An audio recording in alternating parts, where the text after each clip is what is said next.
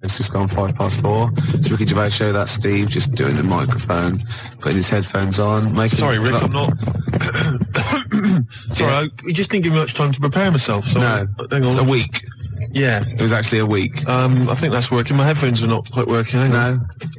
It's going all right though. Well, not only we haven't prepared for the show.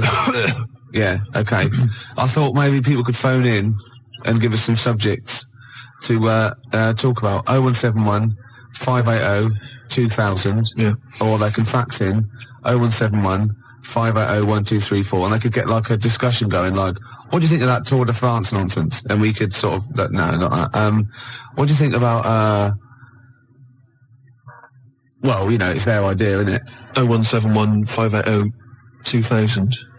Quickly, I mean, really, seriously, just get on the phone now. This is my record of the week.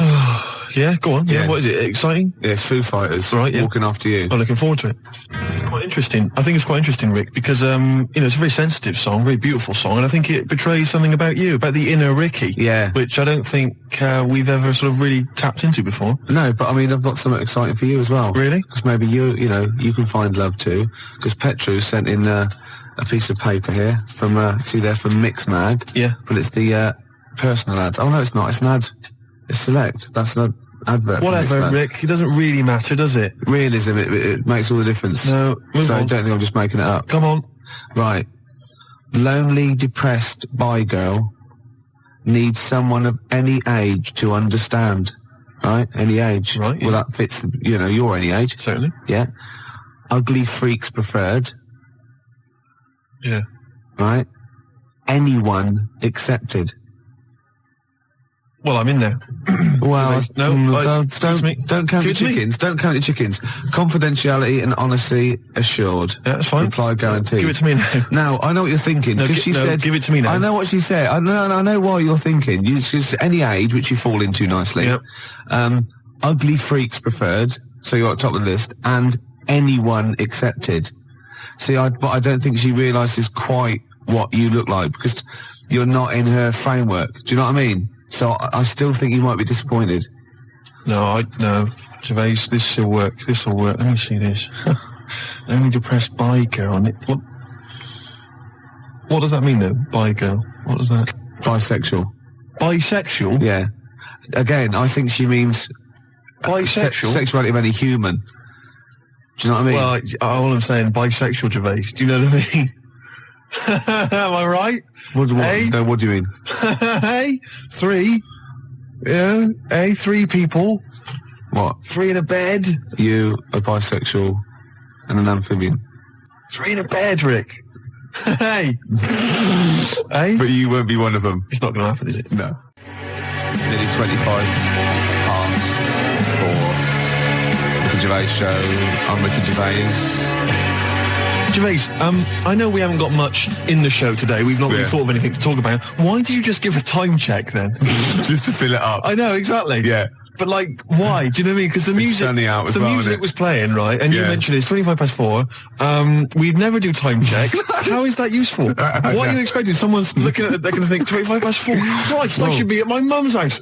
They haven't played any good records. I can't learn anything interesting, but thank God he told me what else. I've got to take that bun out of the oven. Well, exactly. You never know.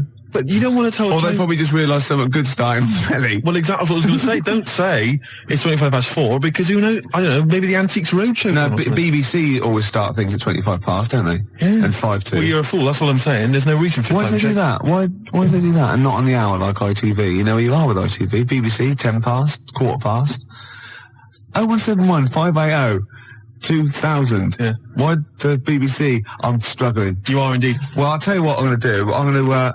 quickly go to an ad break, which is good. Yeah. That keeps people pretty fixed. Oh, yeah, they'll be desperate. Yeah. They'll be listening to the... But I'll do a little trial, watch this. But after that, if you can hold out for 40 seconds, we've got the new one from the Manic Street Preachers. You've got to be happy with that. I'm loving it. Gervais, before we do it... Go on. I watched Team Knight Rider yesterday. You did? You've seen it? It's a new sort of thing. Must be made 10 years later. And it's instead of just the one Knight Rider car, it's a team of them. A fleet of them, Gervais. Team, I think it said teen. No, teen Knight Rider. Yeah, when he was little, he had spots and he was a little bit embarrassed. On like a little sort of scooter. Yeah, and you go to girls and go, hello. Do you want to, oh. Yeah.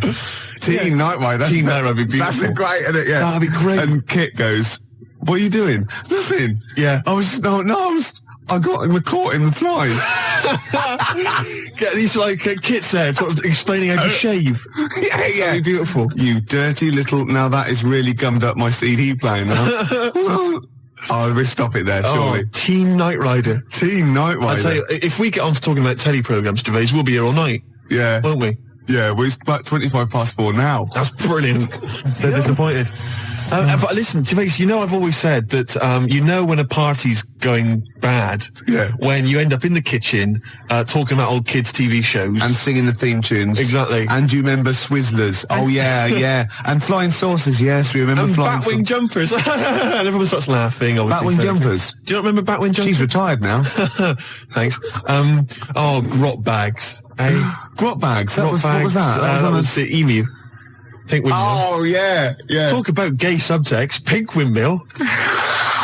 So I take it with the fact that we're talking about it, we are in the kitchen at a bad party. We're in the kitchen at a bad party. We've got nothing, have we? We've got nothing to talk about. Usually we say, we've got nothing, we've got a couple of things and we get up. We've really got nothing, Absolutely have we? nothing. What about that Teen Night Rider? We were going somewhere. There must be something. Yeah. Hilarious. Imagine it. What was it?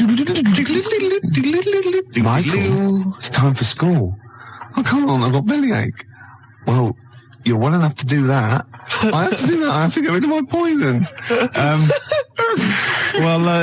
But Teen. I wasn't talking about Teen Night Rider. No, sorry, Teen Night Rider. You're actually going to tell an anecdote there. Well, no, not really. All I was going to say was that it was great yesterday because there was Teen Night Rider, which is the sort of 10 years later. There's a team of people with super electronic cars driving around solving crimes. Yeah. And then it flipped over, and there was Butt Rogers in the 25th century, featuring Gil Gerard. Do you remember him? Good-looking fella. Yeah. And Twinkie, all the rest of it, bitty, bitty, bitty. And sorry, are you on crack? No. No, sorry. Have you taken sort of like some real sort of heavy mixture of cocaine and listened to it? What's that? And obviously, good-looking fella, bitty, bitty, and No, that's Twinkie. And then I turned. What? Why? That's an impression of Twinkie, the little robot. The robot. The little. Oh, the little robot. Oh, yeah, the little silver robot that went biddy, biddy, biddy. It's as simple as that. I'm not trying to corrupt you. I'm not trying to get, confuse you. Oh, go on, yeah, okay, it's fair enough. I'll take all I'm saying is, great TV shows there that we forget, We're in the kitchen, Gervais, aren't we? We're in the kitchen. But everyone else has left. It's just us two. It's just you we and could I. go home. We could go home, but somehow we're still enjoying it. Yeah. In the kitchen there. Yeah. But what I was going to talk about is, there's a lot of TV shows. There's a lot of TV shows, Gervais, that we know and love and we remember. Yeah. But a lot of films, right, that became TV shows, MASH, obviously the big success. Did you know, Gervais, I read about this yesterday, fantastic. Do you know that they made a TV show, right, in 1982 of Casablanca, right, featuring David Soul. As what, Rick? As Rick. What a fantastic TV show. That is fantastic. It'd be Casablanca and you'd have a picture of him, wouldn't you? And every week they'd find a different reason for him to say, play it again, Sam. And lovely Patty Coombs as his Liza, whatever. Oh, that was fantastic. Mr. Rick, I'm not playing backgammon for money. Play it again, Sam. It'd be great.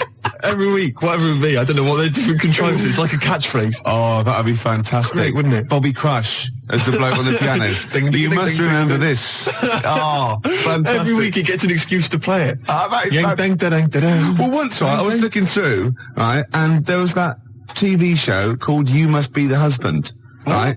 Yeah, it was called You Must Be the Husband. And I'd never seen it before, and me and Jen were watching it, just flicked over, we saw the last, that we were going to watch something else, and it just ended with the waiter coming up to one of them and going, you must be the husband.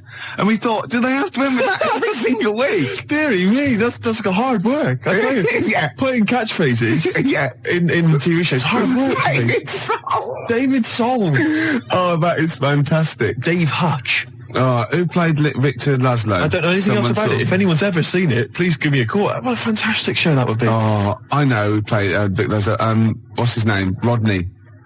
What's his name? Nicholas Lyndhurst. Nicholas Lyndhurst. He'd be great, wouldn't he? Nick Berry. Nick Berry. That'd be beautiful. Oh. And I'll tell you what it would be. It would be, they'd be on a golf course and Sam would miss a stroke, wouldn't he?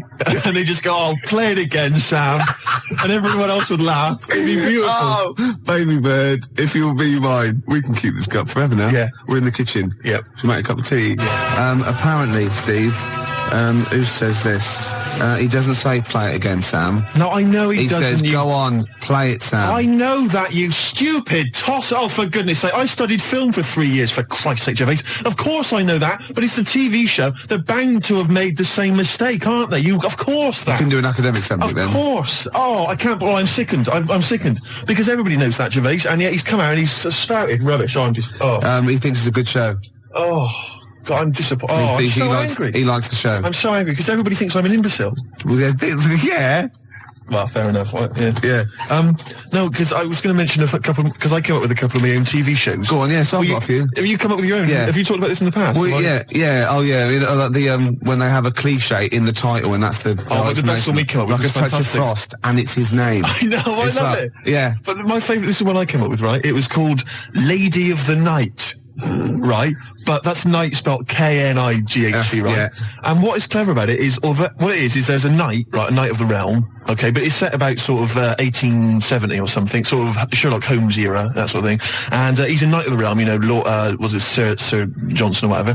And he's a knight, whatever. But he doubles up as a private investigator, right? Yeah. And he's got working for him a prostitute, right, who's also a private investigator. Yeah.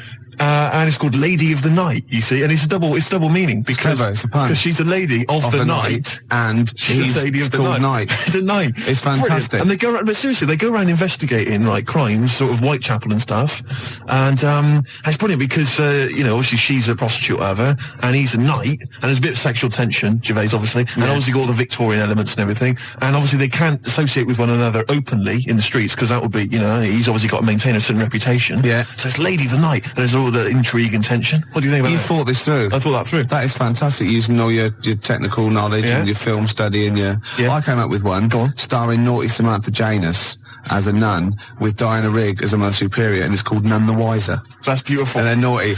And the great. And the sequel, she gets pregnant and she has to go and work in the kitchen, right? And that's called Nun in the Oven. I was going to say. Yeah. Of course it is. Yeah. Of course it is. Oh, that's beautiful, Gervais. Remember Ray Cooney, that thing in the 80s when all those... had those farces on, and basically what he did was substitute the word life for wife. He had run for your wife, right? And wife begins at 40. Beautiful. Doesn't make any sense, does it, grammatically? No.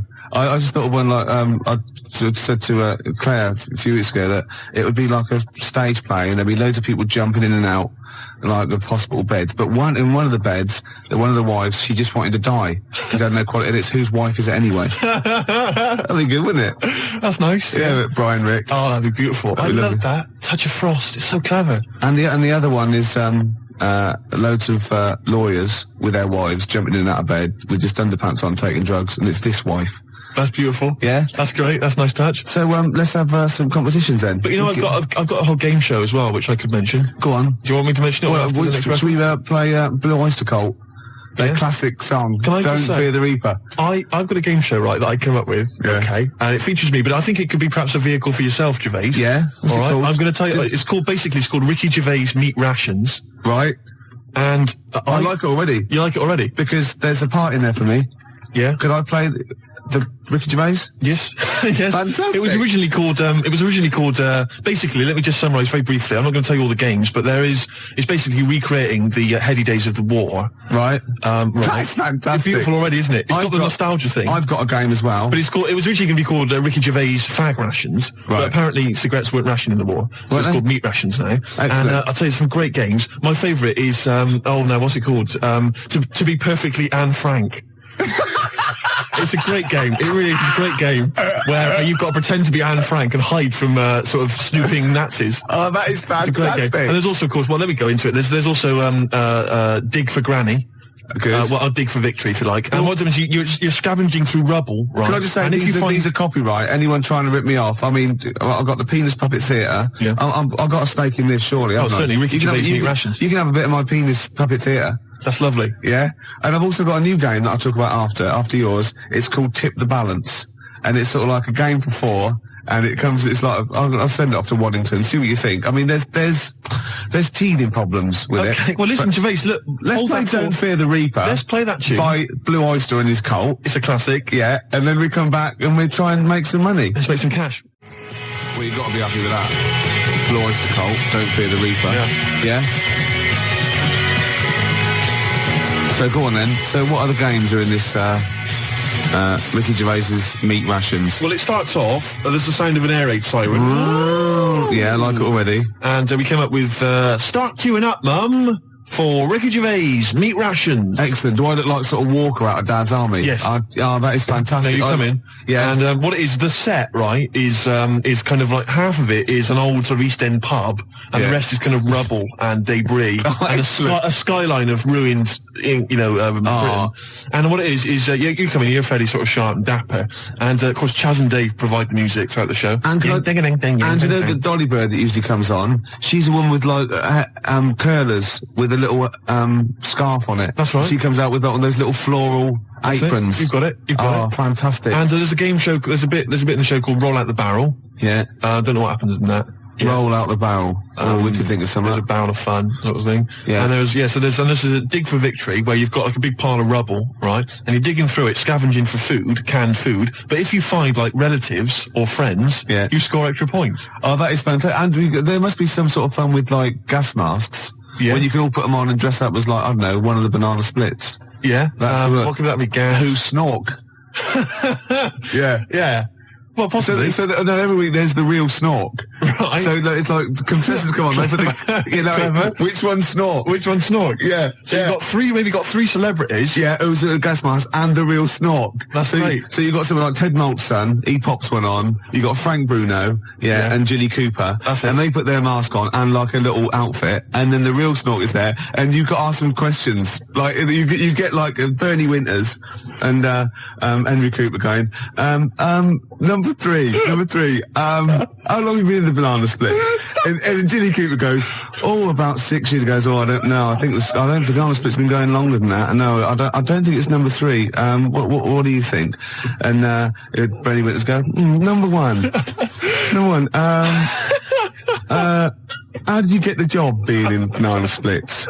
And it's probably Ted Malt's son going, I answered an advert in the paper. That's not right. They were born. You know what I mean?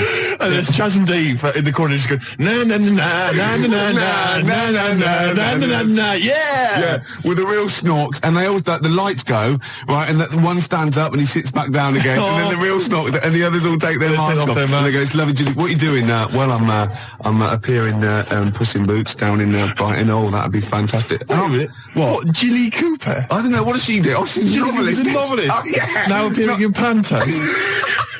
I'm not letting you book the guest. Oh, God. But wait a minute. What? I mean, I love your idea. Yeah. Who snork. Yeah. It's a bit odd, isn't it? How we started off with a kind of wartime nostalgia show, but now we've sort of featured sort of quite bad 70s animal things. Nothing wrong with the banana splits. But I like that. That's a good game. Yeah, okay. That can be like a special feature. So I'm just going to make a note of it because we've got Dig for Victory, to be perfectly Anne Frank. Yeah, and who's snork? Who's snork? Yeah. Well, I'm full of ideas. I could probably help you on this. Oh, this is great. Well, what other... Yeah. Maybe we'll come up with some other ideas as we go on. We've still got Tip the Balance to go. But can I just say, I did actually once try and pitch this. When I appeared on Blockbusters. Yeah. Well, I obviously met with a producer there, and I said, I got an idea for you. Have we talked about this on air? We talked about me on Blockbusters, but not about my pitching this thing. No, go on. And I said to her, sit down. I said, I've got a great idea. And I tried to bill it with me as the star. She said, who are you? Steve's Meat Rations. She said, why are you in it? I said, I am. Don't worry, I'm the one who can pull it off. Yeah. And she said, right, go on, what is it? And at that time, I had none of the games. All I had was the title. And she went, I like it, yeah. What are the games? I don't know. She said, if you'd have just said, well, stop me there, love, and just popped a gas mask on and said, who am I? She'd have gone, snork. No, it's not. We got an ad break, then we got a classic from Blur. It's 5 o'clock. So if you were going to watch that thing that started at 5:02, you missed the first 5 minutes of it. Yeah. So we're doing well with this new game show, aren't we? Yeah, we've got a few ideas there. Ricky Gervais's Meat Rations. Ricky Gervais Meat Rations. I love that. It's a great idea, isn't it? We came up with another quick game, because obviously so far we've got Dig for Victory, to be perfectly Anne Frank, and Who's Snoring, which is possibly, I think, the most popular game so far. Yeah. And also we've come up with a new one, haven't we? Puss in Jackboots. Yeah. You get a beauty of the age to come out. Saucy Samantha Janus? Yeah, maybe she comes out and she's got a little moustache on. right, and a peak cap pulled low and Nazi regalia, and you go and you got Bernie Winters and Ted Maltson and Jilly Cooper going. So you're obviously by the warm applause. You're much loved. Yes, I am. Oh God. Show business, and the audience clap. Obviously, yeah. Well done. I don't know. You're doing the Nazi accent very well. You an actress? Yes, that is correct. Yeah, it'd be great, wouldn't it? Could you salute in, please? Yeah, very nice. Just I'll do a little Nazi salute. Yeah, little click. That'd be lovely. I thought a little quick. And what's that one? That's called Puss in Jack Boots. Puss in Jack Boots. Yeah, lovely. I thought of a quick one. It's called Get the Hell Out of Hiroshima. Right, it's against the clock. Anyway, there's that's there as well. And we got any other ideas, Gervais? The Cure, love song. Gervais, it's time for the game show everyone's talking about. Make Gervais laugh. Yeah. We've had an entry here this week, all right, and what it is, let me explain the rules. Somebody sent in a picture, Gervais, right, I'm going to show it to you now, and if you laugh, then hopefully this young fellow wins a prize. It's from Neil in, let me see, Highgate. Oh no, I'm laughing already though. Are you? Yeah, because well, straighten yourself out. Alright, okay. Straighten yourself out. Now, you've not seen this picture. Oh, it's been so disappointing if it's not funny. There's nothing worse than that, you know what I mean? I know. Okay. Well, I think you'll laugh. You run the risk. Well, that's the nature of the game show. Okay. Alright? And what's in it for everyone else who can't see the picture or cares? Nothing. Right, nothing. no, that's good. But then, you know what? We're not here for their amusement, are we? All right, you know, we're busy men. We got things to do. We got to entertain ourselves. Yeah. But what I would say is, what is there in this show anyway for anybody else? Good point. At least we get a laugh. Yeah, okay. Now, really? What would you say? Well, the other thing though, is there a prize for Neil? Yeah, if I laugh, what can you give him? Will you give him sort of like a chuckleometer? You go on the Ricky Gervais's chuckleometer. The chuckleometer. Yeah, this up to 10 CDs. Right. Oh, really? Yeah. Oh. Okay. All right then. Well, okay. Because that first one we did ages ago, that was up number 10, wasn't it? Yeah, 8, 9, 10. Yeah. Right. Here comes the picture. I think it looks to me like it's an internet picture. I'll be honest with you. You ready? Yeah. Okay. Here comes the picture now, Gervais.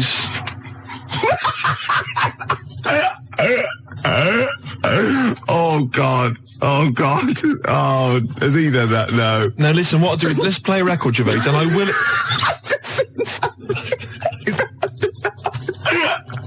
Don't explain it. We can explain it. We can explain it. No, don't, please. Right, no. When I was about 16, my nephew got mumps, and all the men in my family were really worried, right? And I soon found out why. You know, obviously, if you get mumps when you're an adult and you haven't had it before, you go sterile, or it can cause sterility. Really? Yeah. Yeah. And I was about 16, and this worried me, and I went to my mum and I said, have I had mumps? She went, you've had one mump. Now, I don't know what mumps are or is, but I'm pretty sure you can't have a mump. Or, I think she meant that one side of my face swelled up. Like a gobstopper, it was. But what is a mump? Or what are the mumps? I mean, it's a viral infection, isn't it? I don't want to embarrass myself. I don't want her to be right. Like, I don't know. Can you have, a number of mumps or one big mump? What if you had one big mump? Like a hunchback for a while? You're just like, you're mump-backed for a while and just walk around. You mump-back. Yeah, and you don't remember, because it's always when you're very young. You're mump-back, but yeah, exactly. But apparently I had one mump. So I could probably one of them, just one of them went a bit sterile. So you can become sterile if you have the mumps when you're an adult? Apparently, yeah. Can you, does that, for instance, it doesn't cause, say for instance, an adult had the mumps, right, and then he sort of had sex and he gave birth to a child, his wife gave birth to a child. Yeah. That can't cause any other problems. It can't cause deformity or anything. It's just, because it's just my dad had the mumps. I don't know. We should get our facts right, really. If there's a doctor out there, I mean, can mumps cause sterility? How does it do it?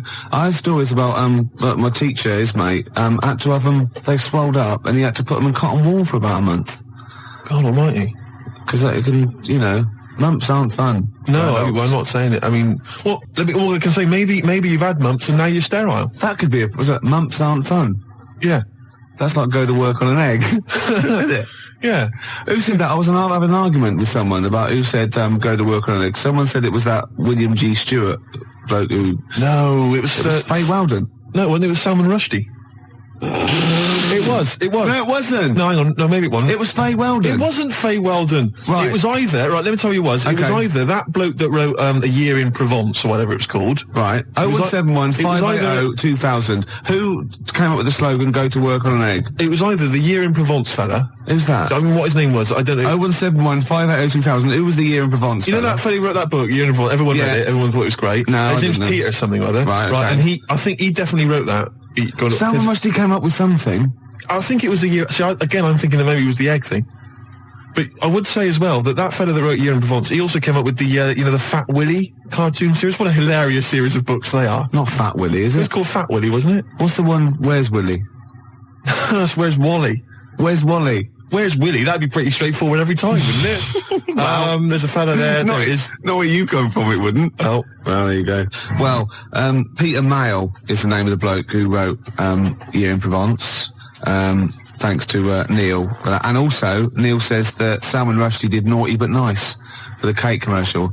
Now, I still don't know who did Go to Work on an Egg. I think it was Faye Weldon. No, it was Peter Mayle. Do you reckon it was? Yes, absolutely. Absolutely. I'm gutted. Yeah. And you very rarely, Jerry from Balham, you very rarely go sterile from mumps, but it is a viral infection, yeah. It's such an informative This programme, exactly, Steve. Yeah. It's like a public service. It really is, isn't it? And we treat things sort of sensibly and maturely, and we give out, the correct information. I'll be honest with it. It's safe for kids to listen to, isn't it? Well, imagine if you were in the... I mean, this happens to us all the time. You're in the pub and someone will say, well, is mumps a problem? Is it going to cause infertility? And you're there just saying, Well, I was listening to Ricky Gervais. And... It's very rare. It is a viral infection. So, and do you know who did Go to Work on an Egg? They went, no. Peter Mayle or Faye Weldon, we're not sure. Possibly Salman Rushdie. No, definitely wasn't Salman Rushdie. That's quite incredible, though, to go from writing Naughty But Nice about cakes to live in a hole for the rest of your life. I used to write when I was at school. Oh, yeah. Now, I didn't watch sort of kids' programmes when I was growing up. I watched sort of crap adult ones. ITV on the telly from 12 midday through to like midnight, and I'd watch all the police series, Police Story, Charlie's Angels, Steve Austin, and Teen Knight Rider, yeah. And I wrote this essay at school, and I just couldn't stop, and I started serialising it. And every time I just kept writing, I was sort of like, people were reading it at school, and it was about a cop, a New York cop, who was as hard as, you know what I mean? Yeah. And I worked out what his name was. Now, God, this is how television influences me. Because it was one word name, which is his surname. That was the title of the book, title of the series, and that's what all his friends called him. Right. It was called Jezuk. Jezuk? Yeah. Jezuk. Yeah, I thought it had a Z and a J. Jezuk. Jezuk. Yeah. Do you know, it does sound so close to like Pillock or Jesse. Yeah. Or Nonce. No, Nonce. There's no Nonce. Well, do you know what I mean? The cross between sort of Jezuk. Like Pillock and Jism. Damn you, Jezuk. Yeah. You're off the case. Give me the badge. Keep the stinking badge. I don't need a badge to be a cop. It was all stuff like that. And he'd burst yeah. And so he'd look at his gun and go, this is my law. My God, it's Jezuk. How did he find us? Jezuk. Yeah, it was great. There'd be shootouts and everything. Oh, fantastic. Let me just ask, did he perhaps have a broken marriage? He was hard-boiled. He played by his own rules. Didn't he? Yeah. I imagine. Simultaneous with this. He was a bit of a drunkard as well, had a bit of drink. No, he didn't drink, no. Good, he was a good-looking fella. But he was letting himself go. He was a bit hard-bitten. Yeah. And the other thing I was sort of simultaneous, which was more of a novel. I wasn't serious. I was actually writing a novel, and I got like 3 exercise books, right? It was about this kid, right? Oh, God. Right? He saw his parents just brutally murdered for no reason by a gang of outlaws, yeah? And he buried his father, and he knelt down on the grave, and he said, looked up, and he goes, as God is my witness, I will avenge thee. And then he sort of went to the store, and he got loads of bullets, and he practiced, and he was the fastest gun. He was only about 16. Yeah. Right? His name was Jody Barnes. Jody Barnes is all right, yeah. Yeah. Imagine, that's nice. Yeah. Oh, fantastic. Have you still got any of those exercise books? I have not. That would be incredible. The teachers used to sort of like, I imagine going, yeah, it's good. I imagine them passing around the, he's done another one. Gervais has written another episode of Jezuk. Yeah. But I say, seriously, if you brought one of those in and read it out, I'd be entranced. Imagine it. Seriously, that'd be great. Do you think The your mum ramblings might... of a twisted 14-year-old brain that only ever watched ITV cop shows. Do you think your mum might still have some copies of she Jezuk? No. Was it like sort of, the initial one was like Jezuk, then it was like Jezuk abroad, Jezuk in Paris, Jezuk on safari. Yeah. Here comes Jezuk. My mum... Return of Jezuk. I liked that Jezuk. He's a proper man. Yeah. It's not like you. But Mum, I invented Jezuk. You're a Nazi. You couldn't be like Jezuk. He's in my mind. Return of Jezuk. Here comes Jezuk, son of Jezuk. Oh, it's fantastic. What if Jezuk met Jodie Barnes? They'd get on. They'd have no quarrels. They could team up. Oh, it'd be fantastic. After the break, a little bit of Lars. Teen Jezuk.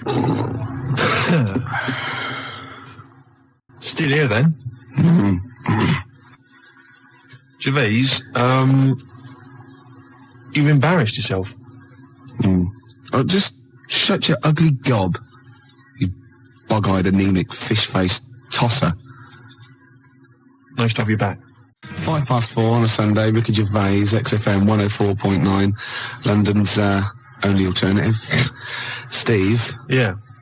You know we gave away those CDs. Hey, great giveaways. Just good radio, isn't it? We've got CDs to give away. Tickets and that's good radio. Do you remember who won them? What, last week? Yeah. Well, no. Right. I've got to get them back. What, are these the CDs that we took from the library? Yeah. Anyway? I've got to get them back. 0171 580 2000. If you won those CDs, could you give us a call? Well, why should they bother? They're probably busy listening to them. Do you know what I mean? You can't give something away and then take it back. Yeah, I need big time. I've got to get them back. We've had a bill for the computer as well. That's mine. No, it's not yours. It is mine. It's not yours. I procured that. That is mine now. No, that technically counts as ownership. Listen, Gervais, it's not yours, all right? I've told you this before. I've explained this to you 100 times. What? All right? If you urinate on something, it is not yours. It does in the cat world. That's what cats do. That is what cats do. They go around their territory. That's theirs. They urinate on it. That computer's mine. If a cat urinates on something, right? Yeah. In its cat philosophy, it owns that. I agree. That's a sort of what's it call it? A sort of territory thing. What's the difference? You're not a cat. No, I know. You're not a cat. That's discrimination. No, you're not a cat. You can't live life by cat rules. Well, I've got loads of stuff like that. My flat's full of stuff that I've got like that. What? Yeah, I've got 2 telephone boxes. Right. I've got a cash point machine. Yeah. Glyn was furious. He was getting out money. Right. Side of a church. That's yours. Yeah. 2 BMWs. Well, I had 2. I've got 1 now.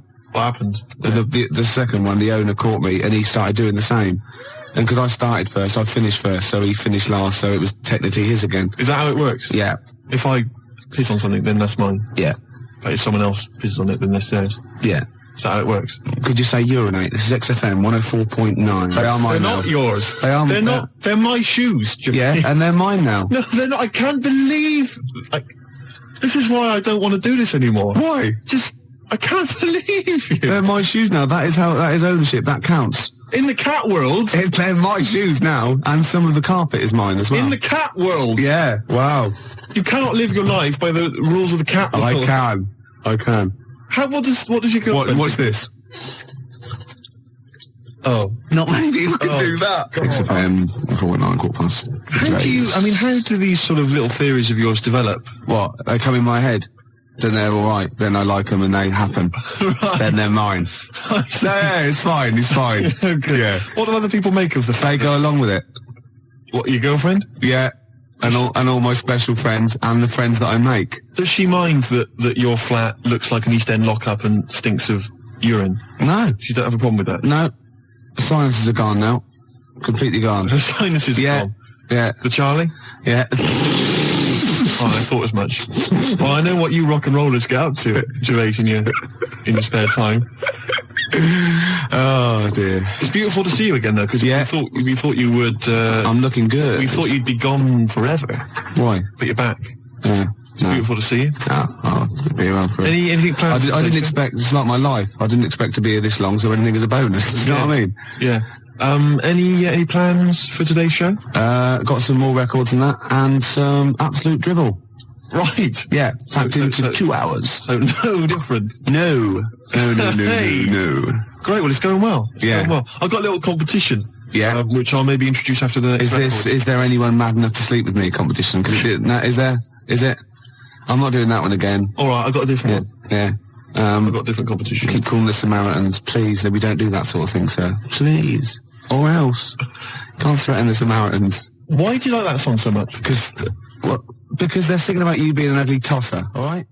Just gone 20 past 4. Gervais, I hate to kick people when they're down. No, you don't. You like it. And you like people twitching when they've been badly hurt. But I don't know how this came about, but I started to consider the songs of Carter, the Unstoppable Sex Machine. I don't know why. Someone was playing one in my house, and we were flipping through the record, the lyric sheets. Fruit bat. Now I don't know. When I was when I was in the sixth form, when I was in the sixth form, Gervais, everybody had a Carter USM T-shirt. Yeah. And I imagine you probably... By the end of the 80s, early 90s, all events officers, A&R men, yeah. What were you doing about that time? You'd have been that was when you were claiming benefit while still working? Yeah. You had the wheelchair and everything? Yeah, the tartan blanket. Nice. Fantastic. Because everybody had a Carter USM T-shirt. I didn't have one, because I didn't, do you know what I mean? That wasn't me. It was all a bit cliquey, and they didn't like me for it. Yeah, it wasn't because of that, though, was it? It was because they sort of had, like, symmetrical heads. They were running in their human packs, weren't they? And just ostracising you, go, oh dear. Those start. Yeah. Right. I'm just looking through the lyric sheet. This is from the album 1992, the Love album, right, by Carter. Yeah. Just give you a taste of some of the lyrics. Yeah, go on. Which we thought were so profound in 1990 or whatever. I never did. This is from the track Look Mum, No Hands. I should point out that many of the titles of their songs are appalling. There's obviously, my favourite, possibly the worst, is The Road to Domestos.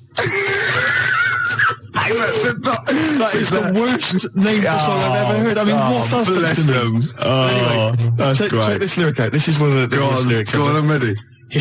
Go on. He flies through the air with the greatest of ease, that daring young man in the blue dungarees. What the hell does that mean? Is that supposed to be profound? She flies like a bird in the sky high. That ugly old tart with a sty in her eye. This is quite a nice one. This is clever. This is bloody clever. Go on, what they done? What's Fruit Bat done here? If we club together with all the diamonds. Hey, hold on, I'll stop you there. Club? Go on. Diamond, that's so far. Oh, no, wait. Oh, come on, go on. If we club together with all the diamonds we've saved, we could look to our hearts and say... Hold on, hearts is a suit in this. Oh, go on, clubs, diamonds, hearts. We could look to all our hearts and say, we've got it in spades. What does that mean? Spades. Hold on, what does that sentence mean? If we club together with all the diamonds we've saved, we could look to our hearts and say, we've got it in spades. I don't know what that means. I've no idea, but that's the kind of brilliance. So do you know what they did there? They got all those... It's incredible. Let me just... There's a good one here. Could they do it with Signs of the Zodiac? Parts of the body. Here we are. I've been GBH'd and ABH'd for a packet of B&H. I've been taken and I've been driven away. My telephone is always ringing and my number is XXX directory. Call 0898 333 talk dirty to me. That is some of the worst lyrics, Gervais, surely, that you've ever heard. Unless you knew different. 0171 580 2000. I've been thinking some of my own as well. The worst lyrics you've ever come across. Oh, there's going to be arguments. 0171 580 2000. Or you can fax us 0171 580 1234. And think realistically, because I hate it when you see in like the Melody Maker Enemy and they ask one of these pop stars, what's the worst song of all time? And they go, the Birdie song. Or, no, it's not. It's something by Carter or Suede or David Bowie, because they were in that framework. They're potentially, do you know what I mean? Exactly. Don't go for chirpy, chirpy, cheap, cheap. Go for something like that, because that is disgusting. Let me just tell you, this is my final one before we go away, which is Yes, sorry, boy, there's nothing worth living for, but it really ain't worth dying for. So just say 3 Hail Jesus and Mary chains. Early in the morning, I put breakfast at your table. Make sure that your coffee has a sugar and cream. Your eggs are over easy. It's sort of like a breakfast song. I can't remember it, because I'm not your superwoman. Doom, doom, doom, doom. Yeah. This is... I've never heard this. There's one great bit as well. He goes, now you say your juice is sour. It used to be so sweet. And I can't help but wondering if you're talking about me. Isn't that great? Oh. Sorry, look, this juice is a bit sour. It used to be so sweet. Oh, fine, I'll change it. No, let me explain. This juice, yeah, it's sour. It used to be sweet. Well, it's what we've always had. No, you're not listening. You're not listening. I think you're an ugly pig. I want to leave you. So, I mean, he didn't state it. Your eggs are over easy. Oh, who's that by? No, I didn't ever heard it. You've made it up. I'm not your superwoman. Dude. 0171 580 2000. I just thought of another one as well. So, do you know the John Waite? I ain't missing you at all. Missing you since you've been gone away. And he's worried about people that think that he's really not missing her. So, towards the end, he goes, I can lie to myself. Oh, he was lying all along then, wasn't he? Oh, got any more Carter lyrics? Well, I'm still wading through them, Gervais, and it's just making me quite low. So, I'll try and dig out a few more for the next time we have a chat. But I would say that Emma, of course, who helps us out here, she's mentioned track. What was it, Emma? What was yours? It was YMCA. YMCA. I've got a worse one. Have you? Oh, hold on. Oh, what's that another one? That's worse. Oh God, yeah. Well, Emma, we'll save that one. Emma's was, you can get yourself clean, you can have a good meal. You can get yourself clean, you have a good meal. Well, I don't have a problem with it, you see, because I just think it's a wonderful thing. You know, the YMCA doesn't get enough publicity, good press. Yeah. And the Village People did them a favour. I mean, why on earth they wrote that song? Well, you know, are to you serious? publicise the YMCA. I mean, who thinks, I don't know, people have done the police force, you know, they've done... Hold on, wait a minute, this is very good, but I think you mean this, so you don't know what that song was, you think that they were actually some sort of advertising for the YMCA, were you? Well, I don't know, it just seems really odd to me. Well, if I remember at the time, the YMCA complained at the time because the connotations. It's just a PR thing for the YMCA, I imagine. It's like that one that in the Navy. Yeah. Do you know what I mean? Another sort of PR thing for the Navy. It's just bizarre. When they were dressed up as sailors and stuff. Yeah, well, whatever. Whereas usually they sort of like construction worker with a nice moustache, aren't they? Yeah. Traffic cop. Yeah. Jumpers. And, what? I don't... I'm worried about the Red Indian chief. Am I supposed to be... supposed to be reading between the lines or something? I don't understand. I mean, I don't really understand. I mean this seriously. Okay, I don't right. understand what you're talking about. Okay, this is fine. What is it? Obviously, there were gay connotations. It's like a gay icon record, isn't it? YMCA in the Navy. That was the point of it. What did you need? One of them dressed as Judy Garland. What? I don't understand. What was your problem with that? What?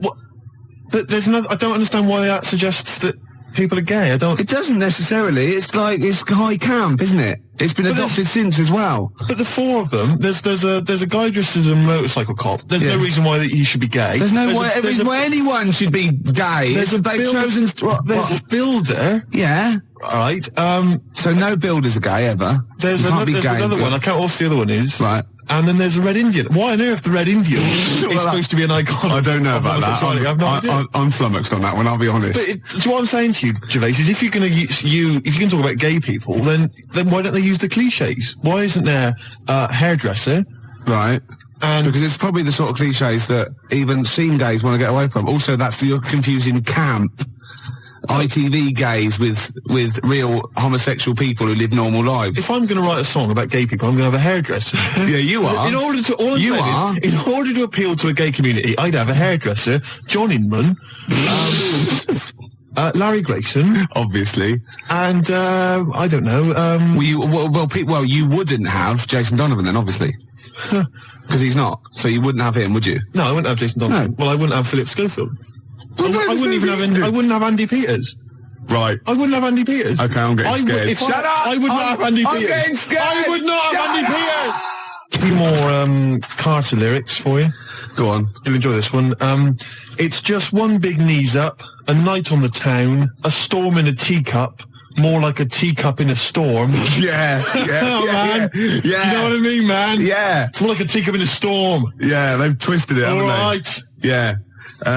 Ian Canfield, you know, he's 12 now. He Right. does the rock show. Oh. He called, and that I'm not your superwoman. It was Karen White. And he also Never. says a worst lyric in YMCA is, young man, there's no need to feel down. Fair enough. Another Carter lyric for you. The tequila sun is rising. And listen to me. The tequila sun is rising and the Harvey's Bristol moon is shining. Because they've got Harvey's, shine on Harvey's moon. Yeah. And somehow Harvey's Bristol moon is shining. I have no idea. It's got to be something about pulling your trousers down in a coach. It's just Isn't it? rubbish. And So, also, you know, worst this one, lyrics. you know, Quick Space, I played that and you said, oh, why is that your favourite? And I got annoyed because you've got no taste and shouldn't even question me. And I said it was about you being an ugly tosser. Well, Nina, from the band, Oh, right. who's round at Jan's, said, no, it's not about him being ugly. And the worst lyric is from the Beatles, you should see her in drag in a polythene bag. What's that from, then? I don't know, Polythene Pam or whatever it's called. Could be. Yeah. Could well be. All right, then the worst Beatles lyrics. We'll have those as well. There's a lot of them to choose from. There are a They're lot. good. No, I'm not dissing the Beatles. No. I'm just saying they wrote, they can't keep up that level, can they? Gervais, I've heard the songs you've written. Do you understand me? Yeah. You're not in a position to disrespect anybody. No, I All right? don't. I'm talking about people on the tube, all right, that can barely speak, all right, that just go with like a kazoo. There's a guy near my tube, he just got a kazoo, and he just taps his foot, and then tries to sell lighters to you by playing a kazoo. Right? You can't even disrespect him for his musical ability. Of course, you're laughing about him now. If that was female, it'd be a whole different story, wouldn't it? Well, you've got to take it where you can get it. You'd have a lot of lighters every day, wouldn't Hey! you? You'd be struggling down that road with say- loads of little, what they call say- clippers. I'd say, I think there's a sad lack of kazoos on the wireless, and I'd have her in here for a quick session. Well, we better do a competition now. Okay, yeah, well, we've got these two pairs of pulp tickets? Or So you've no idea, have you? I've no idea. You just want to, we've got there. Oh, can I do this bit? No, you don't know what you're doing, do you? It's never stopped me, no. Well, Exactly. I wasn't going to mention it. No. All right, you do it. Go on then. I'll sit over it. I'm out the way. Okay, how many tickets we got, Emma? One pair. One pair. That's two to you, Steve. To give away. See who, Pulp. when, Next Saturday, where, Finsbury Park. at what time, About 9. and what have people got to do to win tickets? Yeah, now you're stumped. What? You suggesting I should plan this show? Yes. Is that what you're suggesting? Yes. Why? All right, now listen, I think we should just give people an added reason to phone in with their worst lyrics ever. They Yeah. can win this pair of pulp tickets. Yeah. And then if we get bored with that in, say, about 10 minutes' time, we'll come up with another reason. If it'd take 10 minutes for us to get bored. I'll be surprised if we actually bother. Yeah. Yeah? Yeah. Got an ad break and then I've got a Pulp song lined up. Before you do that, Oh, we should tell them what the competition is, shouldn't we? I just did. What was it? I wasn't listening. I wasn't listening. I really do turn off when you talk. Emma, what was the competition? I'm not sure if I want listening. 01715802000. Any What was ideas what the competition was? What was the competition? 104.9 XFM. You alright? This is Karl, producer of Ricky Gervais and Steve Merchant. They're not about today. Ricky's on holiday. Steve couldn't be bothered. So I'm left here with all the DATs. That's a digital audio tape of all the shows they've done since they've been here over the last, year and a half or something. So we'll play you some of the best bits. Alright, so here's the first bit. Listen, still to come, right? We've got the monkeys thing. Oh, chimpanzee that. And when I was out last Sunday, right, at Johnny's birthday party, Yeah. Steve was there. Yeah. Got talking about stuff. And a debate that we didn't really finish cropped up. It blew your mind, didn't it? Amazing. Oh, I know about this. Steve told me. This is the infinite amount of monkeys. or a monkey with a typewriter and an infinite amount of time would eventually come up with the works of Shakespeare. Yeah. There was no debate. It's a philosophical, mathematical problem. There's no debate. It's true. It wouldn't happen. No, listen, Carl, listen. Infinity sorts it all out for you, right? An infinite amount of monkeys at a typewriter, right? They do everything. They type everything. Infinity just sorts it all out for you. There's no getting to it and they're going, oh, well, let's have a look what they've done. This one's come close. Did Romeo and Juliet. It would do it all. It would type everything ever possible, conceivable. Yeah, but... It's a mathematical... Well, infinity we've heard your side of the argument, Rick. And I'll be honest with you, it's a persuasive one. But let's hear Carl, because he heard about this in a pub last week. Yeah, so what's he's got some strong What's your ideas problem with himself. it? What's your problem with it? Well, first of all, right, you're saying it's a load of monkeys. It's not just one monkey that Depends. can live forever. No, wait. It's either a chimpanzee with a typewriter with an infinite amount of time. He would eventually, by definition, mathematically, type everything ever possible, okay? Or it's an infinite amount of chimps with typewriters, and one of them will type it first time. But already that's not right. You either need to have What do you mean? monkey. What? You mean Let's hear his employment point. laws? He What do you mean can't- it's not right? Let's hear him out, please. If it's one monkey Yeah. with a typewriter that's got loads of ink in it and that, right, at least it knows what it's done in the past. It's not... Keep going. Crime. If you've got a load of monkeys, it's like if you have too many, what's that saying about too many chefs? Too many chimps spoil the soup. Right, well, it's the same thing. It's like, well, I didn't tell you to put salt in it. I was going to put salt in it, and it messes it up. Whereas if it's just one, they know what's gone on. So what I'm saying is... Honestly, just leave him go. I can't be bothered, I want to hear. I want to hear the rest. This blows my mind. He doesn't know what this does to me. It's a mathematical problem. I want to hear the rest. Well, it's just that I just don't think it will happen. What do you mean you don't think it'll happen? Infinity works it out for you, by definition. Well, what's stopping them typing the same thing again? They would. In fact, the problem should be, if you had an infinite amount of time, that it would type the works of Shakespeare an infinite amount of times, and everything else an infinite amount of times. But, you know, that's not as... But not Shakespeare. Oh! Shut up! You idiot! Rick, do you know what he said to me? I said to him, I explained it to him. I said, God. you've got an infinite number of monkeys, infinite number of typewriters. They will type the complete works of Shakespeare. He said, have they read Shakespeare? You're an idiot! Play a I said, record. no, I'm not having this they're not conversation. doing it from I'm not having it because it really, really winds me up. But you're saying they'll do it with no spelling errors. Well, they do it an infinite amount of times. And they do it wrong an infinite amount of times. And they spell the last full stop wrong an infinite amount of times. And they get one thing wrong in Hamlet wrong an infinite amount of times. They do everything an infinite amount of times. But are they going off a story that they've... Play a record, Carl, because I'm going to knock you out. I'm just saying, Shut up!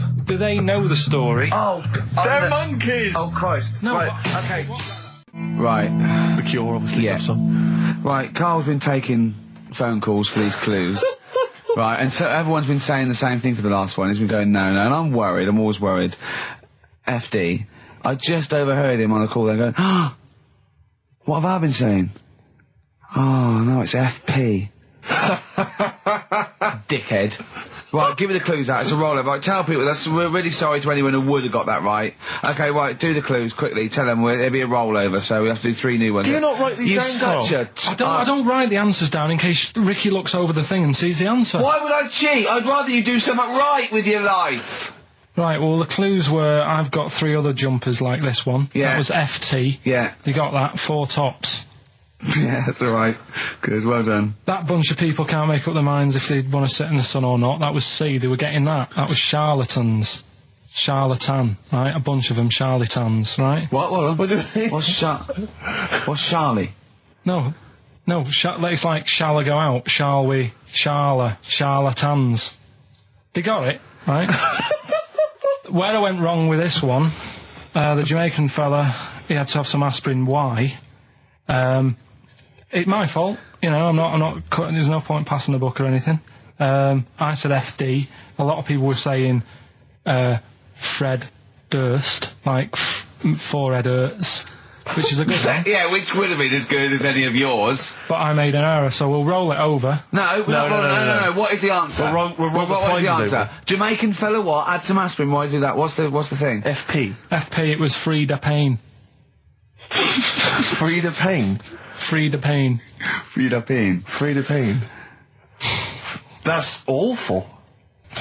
Carl, you've got to write these down next week. I'm sorry, you're the producer. I know, but I've had a busy week, haven't I? That's not an excuse. That isn't an excuse. Our excuse is we don't care. Yeah. You do put care. the work in and then make a mistake. Yeah. It's better not to try than try your hardest and be rubbish. Do you see what the point? We don't care. But you've got standards. Yeah. And you're not meeting them. Think of that. You're not even reaching your standards. God. Right, well, that's that, I guess. Well, the prizes will be giving those away next week. Bollocks again. Just completely... Song for the ladies to end the show with. It's from Nick Cave's new album, Nocturama. This is a track called He Wants You. Back next week. Remember, Frida Payne. An email from Suzanne talking about your tea that night. Was Suzanne out on Wednesday night? Was the an England game, something? Yeah. So you were alone. You were home alone, were you, Wednesday night? Yeah. Did you enjoy your meal? Was it a quiche? Go on. Right. From Suzanne to Carl. Take the quiche and put it on the baking tray. Cook for 30 minutes on 190. Take lettuce and put on plate. Take 3 tomatoes, wash and chop into quarters. Place on lettuce. Take an avocado, chop in half. Remove the stone. Peel skin and slice. Place on salad. Put salt and pepper on and a dribble of olive and balsamic vinegar dressing. Right? In brackets, small bottle behind the cafetiere. Right, in case he's reaching for bleach. Yeah. That's it. Should have put everything else away. Right? Then sprinkle a smidge of parmesan on top. Remove quiche from oven, cut into quarters and put on plate. Eat. Oh, wow. Does she have to do that every single time? She's like... No, it's just that I'm not that good at cooking, right? And to be honest, that was a lot of hard work. I didn't bother warming it up. And I did without the avocado. Why? Too much messing about. He didn't even do that with instructions. It was too much. But yeah, I'm not that good at cooking. And Did you genuinely? That's not cooking though, is it, Carl? That's heating up a slicing. quiche. That's cooking. It is making the quiche. Yeah, but I'm just. Could you have figured that out if she hadn't left that note for you? Why did she have to tell you what the olive oil and balsamic vinegar was? Because I've put sort of cooking oil on my food once, and I said, oh, it's a bit. It's ever since, right? Years ago. I'm gonna die. Years ago, leaving Mr. Magoo at home. It was ever since I put sausages in the toaster that. What do you mean? I nearly set the flat on fire. Because do you know, like when you're grilling food in a pan and all that? Yeah. Sort of sausages spit and it goes everywhere, doesn't it? And it makes everywhere greasy. In the toaster. So I thought, well, just want to warm them up. Yeah. Bung them in the toaster. Yeah. What happened? And she sort of caught. Well, they got stuck and they sort of caught on fire. I imagine. She came in just as I was sort of plunging it, and Matty came in from work. Said, "What are you doing? I said, I'm in sausages." Well, the oven isn't on. I know they're in here. What? You turn it off? Panicking and that. But I've never been into it. I've never been into cooking and that. At school and stuff, I didn't bother doing it. Oh, every time Suzanne comes home, she must think, please be the house still there. Yeah. Please not let me hear a fire engine as I come round this corner. Oh, God. She comes and goes, oh, God, thank God. I bet she's always happy to see you when she gets home and you haven't burned the place down or introduced some howler monkeys or something. Unbelievable. What I find extraordinary is there are people who are in sort of care in the community who don't need instructions on how to prepare food. Oh, they do. They can do it. Yeah, you show them once. Yeah, they do. Whatever you do, don't put sausages in the toaster, Johnny. Do you know what I mean? Yeah, and they've learnt it. They don't put sausages in the toaster. Yeah. What do they put their fingers in? But, yeah. All right, this is Carl, the producer of Ricky Gervais and Stephen Merchant on XFM 104.9. We're playing out some of the best bits. Hope you're enjoying it. Here's another one. Can I just ask Carl how he got on over Christmas? Because the last time I spoke to him, you hadn't bought a present for your girlfriend. I have to say, I was on tenterhooks all Christmas. Well, you changed it. After that show, I felt bad, even though I shouldn't have done, because... you hadn't bought your girlfriend a Christmas present. Yeah, but I said to you, I booked a table at a hotel in Covent Garden, had Christmas dinner there, which was nice, right? It's good food and everything. Didn't feel like enough to me. Well, then I went out and treated some stuff, and then... No.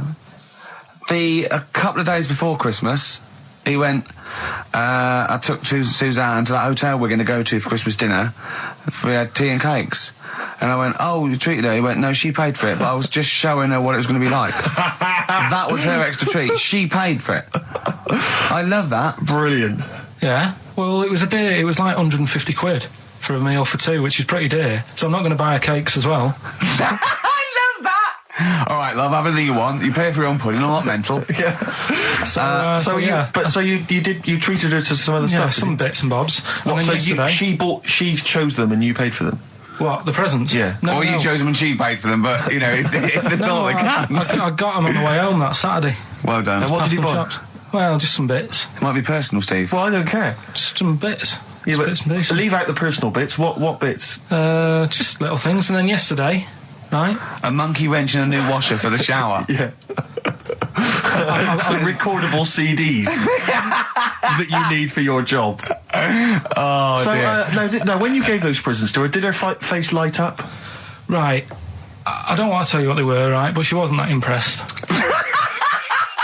You're going to tell us what they are now, tell us what they are. You even know what they are, she told you, on Christmas Day. Hold on, wait a minute. But it doesn't matter what they are. It does matter what they are. It doesn't. It does, Carl, it's you, mate. Of course it doesn't matter. Oh, God! Have you just remembered? Yeah! Right, but there's no need. I've got to tell him, Carl. I really want your permission, because I don't want to be I know it's not, but we know it's not that embarrassing. It's really quite sweet. Yeah, but in a way, right, the way I look at it is, right, Christmas, even when I was a little kid, right, is not... Please let me tell him, Carl. Well, let me just tell you first, though. Let me tell you why I didn't go all out on the old present front. All right. Justify yourself. Right. First of all, I've covered it up since then anyway, right, with that present, because I bought her some shoes yesterday, and she did say, I'll give you the money for them, but when I get home I said, it's all right. I said, you can have them, right? So not only did I buy her some food on Christmas Day, I got her shoes. She's probably had a And they feel like a horse. Yeah. It's not like, yeah, there you go, there's your shoes, there's your food, right, bed down, see you later. Yeah, but what I'm saying is she's done... fed and clothed. Yeah, did you comb her hair? She's done well this year, right? So... The thing is, done well this year. It's like you're a single parent living on a council estate with a smack problem, and you still managed to buy some Lego. When I was a kid, it wasn't about what you got. I remember one year when I was about 8. Right? It's going to make me cry, isn't it, this? No, it's not. I'm just saying the way it is, right? I woke up at about 4 in the morning. And I was like, oh, what forgot? And I couldn't sleep. I was that on edge. It's the excitement of Christmas, isn't it? It's like, oh, what's wrapped up? I need to know. Sure. Yeah. And it's the fact that people are saying, no, you won't know until tomorrow. Yes. Sure. That annoys you and winds you up. Okay. So I got up at 4 in the morning, opened my presents, and then went, right, I know now, went back to bed, had a great sleep. Yes. Right? So it's nothing to do with the excitement of what you get. It's the excitement of not knowing what you've got. And then what happened when you got up to go down with the presents? What you're saying to me is that you could wrap up a brick because the thrill of Christmas is in hoping and being excited about what it is, not the actual gift itself. Yeah. Is that what you did? Did you get a brick? No, let me tell you now what he got. He got her a present, right? And she said, she came, I said, yeah, he got me. It was an industrial-sized packet of condoms. It was a joke gift. No, it wasn't a joke gift. It wasn't even a joke. I went home that Saturday after the year, past Boots, thought, might have something in here. They were on, like, some value. Right, you passed the Were makeup. they used? Right, but anyway. The makeup, you passed all the other... Past the makeup, stuff. past the lovely vanity cases. Yeah. The foot spas. Exactly. Yeah. Oh, hold on. How much are these, love, for 100? Yeah. $4.99. Yeah. Do I get them reduced if I buy in bulk? So how many did you buy? What was it? I don't know, probably about 100. Right, okay. And is she allowed to use those with anyone? Did you wrap them? Can she just go out and have a wild Well, you don't need to wrap. They're already wrapped, aren't they? Oh. And then what did she say when she opened them? No, wait, Carl, what did she say? Right, play a record and we'll come back to this. You're worse than my father, that's genius.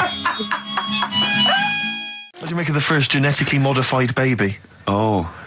Are you worried about this? Do you know what did they do? What? Let me see what it says here. It says, Isn't it just choosing the, eye colour? Well, this is the concern, isn't it? That in the future you'll be able to decide whether it's a boy or a girl, how intelligent it is, what it looks like, is it handsome, is it ugly? Obviously, no one will choose an ugly baby, and so on and so on and so on. And so it means that where will it lead? Where will it end, Carl? Are you concerned? I've thought about this a lot. What will us three look like in the future if they're being, genetically modified beautiful people? What will we be like? How will we be considered in society? True, yeah. But we've talked about this before, haven't we? About the cloning thing. Yeah, that's a bit weird. Yeah. But I don't think it matters, because at the end of the day, right, you might look like some other kid, but it's the way you're brought up that will change your features and the way you are, your personality. If you lie, you get a long nose, don't you? Well, no, but listen, right, because I remember when we, I was growing up on this estate. This is going to be good. Go on. No, it's not. It's just an example of how this doesn't work. Go on. So we don't need to worry, sort of thing. Sure. Right? Okay. So I'm growing up on this estate, and there was this woman about 4 houses down, right, who's a bit rough. All right. Didn't fancy her. Oh God, no. Right, but she had a baby. Well, tell me about her first. I'm interested in this woman. Why was she? It was a very. Like a man in a dress. I mean, I didn't grow up in a posh house or anything. And I'm not saying that if you live in a bit of a rough house, you're a bad person. What does she look like? But anyone can tattoos, clean up. Look like Tony Green with a fag on. They didn't clean up much, right? Oh. Which, even if you've not got a lot of money, you can still try and make the place look nice. Yeah. Right. But she didn't, and a kid used to take a horse into the house. Sorry. Whoa, Neddy. What do you mean a kid used to take a horse into the house? Where did he get a horse? Must have nicked it from somewhere. Must have done. You've seen a horse in it? No. What, is that from outside the saloon round the corner? Yeah, was it just tied up with a bit of... Right? And, that's great. Did Big Jake come looking for it? I'd been out. So let me get this. This was before the lynching stopped or after? Where did he get a horse from? What do you mean he must have nicked it? His mum said, where'd you get that from? I bought it. All right then, but keep it out of the kitchen. I don't want you going cattling rustling. Where did he get a horse from, Carl? And how long did he have it for? Was he leading it or riding it? Mum, open the door, I can't stop. I can't stop it. Open the patio door as well. Looks like we got us a runaway. What do you mean? I don't know, but the thing is, they couldn't afford to buy one because they're not cheap. So I'm just guessing. Maybe that's wrong of me. But I think... He had a horse? Yeah, right. So that's why the family didn't have any money. They'd spend it on the horse. No, I don't think, that's what I'm saying. I don't think they would have bought it. So anyway... Yeah, it's wise to whisper, Carl, in case they're listening. Yeah. And they could be in the room next door. It's not buying it, it's keeping it as well. So I was like in the car with my dad coming into the avenue, and you used to have to drive down it to turn round and sort of go back to our house. You had the traditional method of transport. Yeah. And the horse was in the lounge. Reading a paper. Just like walking around. Oh God! What? And when I was doing, I tried to earn myself some money once by flogging little flowers in plastic cups. What? This is genius. It just keeps coming. What do you mean you're trying to flog little flowers? What do you mean? Wait. Let's play a record. Let's play a record and come back to this. This story's going to just unravel and unravel. It's going to go on for hours. Let's play a track, deeper and deeper. It's like an onion, isn't it? We've created a whole world here where there's a man living with a horse. Just walking around the lounge. I come from the West Country. I've never heard anything like that. I just think of a big sort of like orange carpet and it's got a rediffusion telly and this horse going, I'm fed up in here. Exactly. This is really... I am not taking the rubbish out again. Yeah. Right, play a record. Let's have Velvet Underground. We've got that lined up. Oh, yeah, the classic from the first album, I'm Waiting for the Man. Let's come back to the horse in a second. Little flowers in pots. What do you mean? Probably you're thinking, Rick, isn't it time that we do our usual roundup of what's been happening in the news? Yeah. Which we always do every week. Yeah. We always do something. Which is, I mean, basically, if you're listening and you're a new listener, say you work at a newspaper, we always try to be informative, just try and put stuff out there that just educates people, informs What are you people. thinking? Well, I said Monkey News is coming up, but what have you got? No, I was just looking on the net there and just found a couple of quite important news stories, probably worth mentioning. Policeman caught photographing. I don't know why it makes me laugh. It's just the phrasing, I suppose. It's the headline.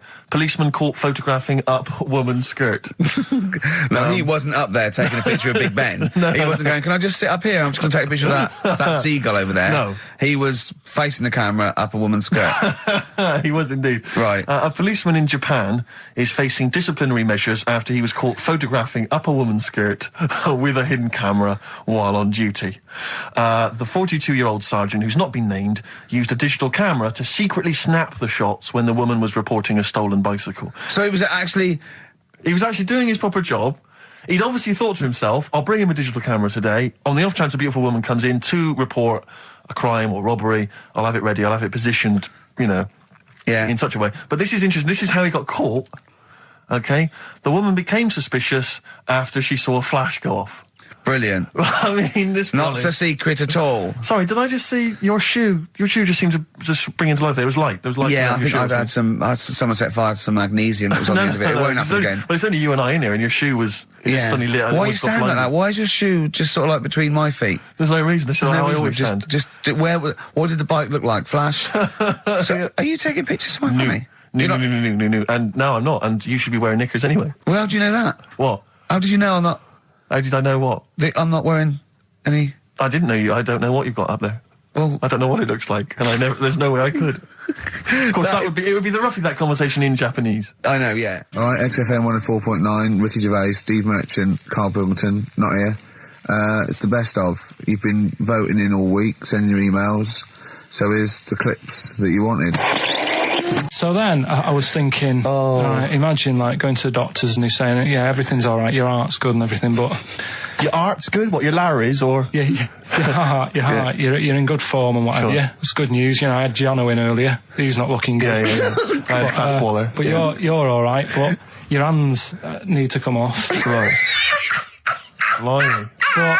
That's bad. Like, I get a second opinion initially. But I better good news, I've got a nice pair of feet I can sort you out with. Yeah. And he puts them on, and then I was thinking, right, first of all, washing up, what would that be like? But Steve! That'd be tricky. Yeah. And then the second thing was, it'd probably ruin the sort of the shape of your jumper. Because you had to keep putting the feet through there.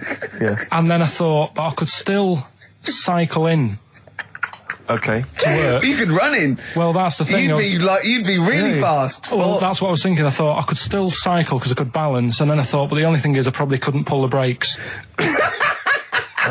Because of the little short things. Yeah. And then, like you, I thought, but then again, you're running in half the time. So that's what was going on in last night. Right. That's what I was thinking about. Sure. Did you How long did this take? Well, how long does it take to wash up? Right, because I imagine you just being there for, like, all night. Probably 25 minutes. How long did the little Chinese fella dance for in his pants? He's always doing it. Last night he was at it for, like, 10 minutes. Yeah. And his girlfriend never sits in the same room as him. She's always sat in the bedroom. She's going, you dance in pants again, I go in next door. Well, she was in the bedroom. She's always in the bedroom, sat on the floor, on the mobile phone. Right. All the time, yeah. It's weird how people's lives are just like, it is like that Groundhog Day thing. It's like, he's jumping about in his underpants. The old woman's sat there reading a book. Yeah. And that's what got me thinking about my life. Do you think she ever goes... Are you sure she's not dead? Every time you look down there, she's just flicking through it. She's just reading this book. The pages never turn. She never seems to finish it. She never moves from her chair. Are you sure the Chinese girl's cats are dead around her? I'm going into next door again. That little round-headed fella's looking in. He's looking in at me. The bouncer goes, "Don't worry, love, I'll go and beat him up." But he's always getting ready. That's true. They see you staring at him, washing up, going, "I could have feet here," and they get scared. The old woman's dead. Oh, Carl, dear. can you tell us roughly which neighbourhood you live in, so that we know? It's central. Central, is it? Yeah. Wow, imagine if that little... Was he a Chinese fella, did you say? Yeah. Imagine if he was listening now. I'd love him to call in and explain his actions. Well, he might be on some other radio station talking about a lad who's always washing up and looking at his hands in a mysterious way. But do we know this doctor that would go, "Well, all right, Carl, you can either leave them as stumps or I've got a little pair of feet." Why? I told Jane this, and Jane went, "Is that the only choice? Could I have some dead man's hands? Have you got any? Where do you get the feet from? Can I have? What would you rather have then? Human feet or monkey paws?" Well, I mean, that wasn't an option last night. That if the doctors said... No, it wasn't an option last night, but don't forget, it's in your head, Carl. This didn't happen. No, but I'm just saying, at the time, that's all the doctor had to offer. But you know, it's your head, you can go anywhere. No, it wasn't a real doctor to offer. It's in your head, you can go anywhere. You're not trapped. Yeah, but if you can do anything, then you'd say we'll sort us out some other hands. Fair point. Let's play record. We gotta come back to this. Okay, it's not his fault. Let me have it's not his fault. You gotta save this. This has got to teach me something. It'll be an interesting story. Right, it's not his fault. This fella...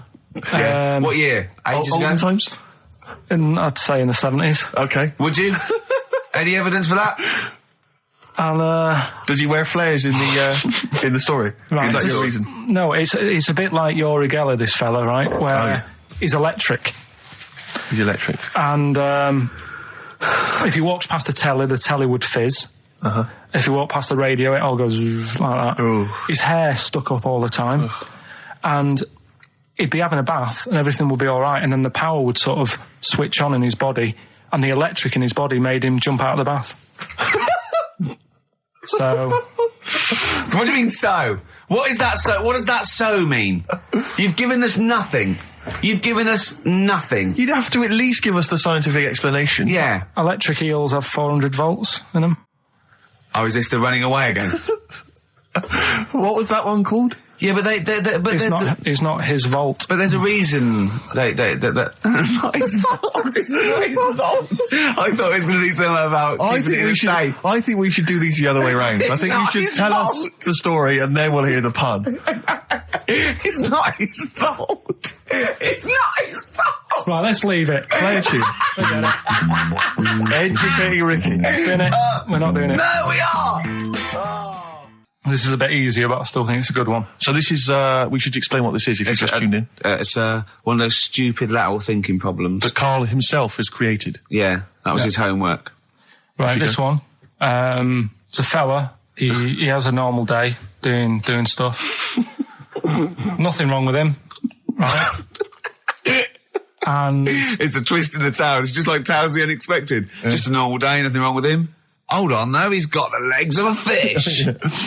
Go on. So that's what he's been hiding, his legs. So go on. He does his legs of a fish.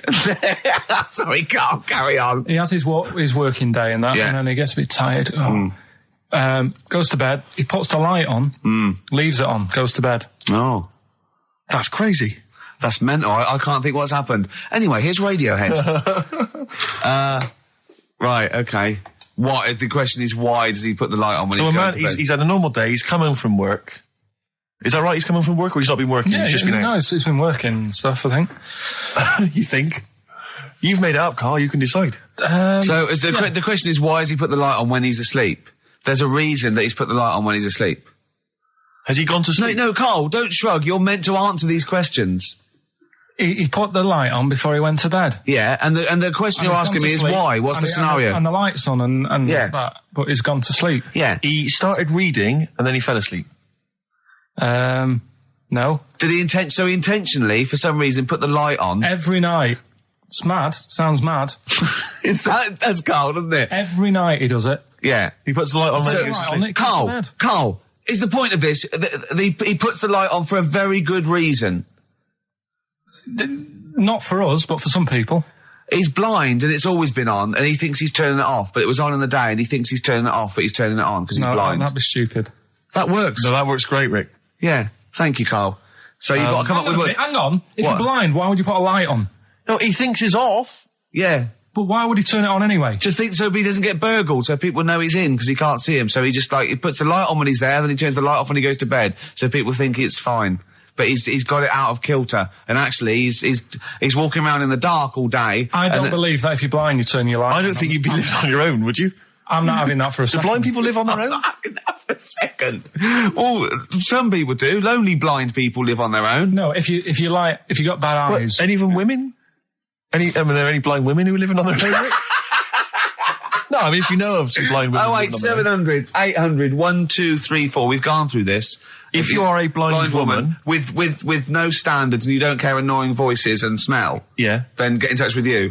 yeah, I mean, you've got to be within the ages of, say, 25 to 65. You know, Right. well, call it 75. You fussy all of a sudden. I know. Yeah, go on. If you were blind, would you live in London? Because someone said yesterday there was one struggling outside in Leicester Square, and I don't understand. If you were, I mean, you know, That might have been a tourist. but why come to London if you're blind? It's the worst place in the world to come if you're blind. To hear the sights. To hear the sights. It's a bit mad, isn't it? They have. They do the same job. They have tourist needs like anyone else. Yeah. No, but it sort of stinks, and you'd go away going, "Oh, it's not that good." I just thought that I thought it was a bit weird. Well, never mind your concern for the partially sighted or sight impaired people coming to London. Get on with this. Yeah. So there he is. Yeah. It's like, oh, a bit tired. Yeah. Just put the light on. Get to bed. Yeah. So he turns the light on and he goes to bed. Yeah. Oh. Should we play a track? He's not sleeping on the job. He's a lighthouse keeper. Well done. Is he a lighthouse That's not keeper? it, Carl. He's a lighthouse keeper. Right. Why wasn't the light on all the time? It's light in the day. You idiot. Play a record. What? Play a record. You're a buffoon. No, actually, the light isn't on in the day, is it? No, it's not. I think you're the buffoon. Oh, yeah. Carl has won!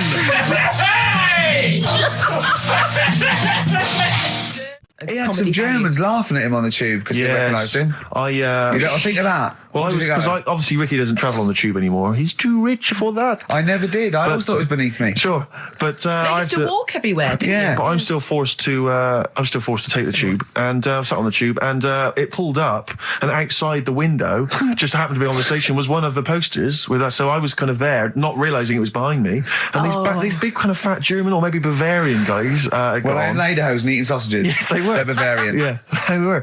And I noticed one of them kind of looked at me, then looked at the poster, then looked at me, just happened to say it, and wittered something to his friend in German. You know, I don't want to try and do an impression. That's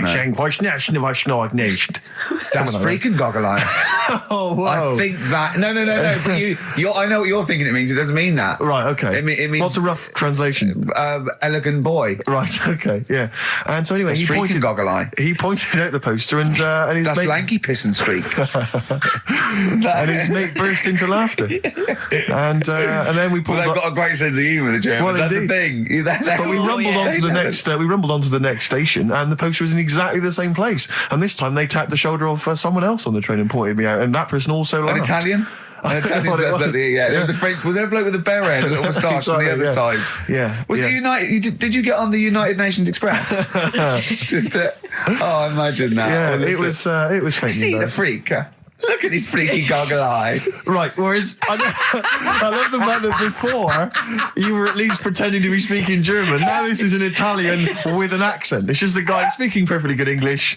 So you've not even disguised the insult there. Oh dear. Oh, that'd be lovely. Try and insult me in other cod languages. You could bring Europe together if they just instead of Esperanto, that there was just one common language. The language of freaky goggle eye. I'll tell you what would bring Europe together is you maybe representing England on the Eurovision Song Contest. That would be great. With a self-penned tune. Should I do that? That would be magnificent. It's got to be worth thinking about. Just about everyone being the same. Yeah, just about the people Euro being and equal. Everyone, not and also mentioning the Euro.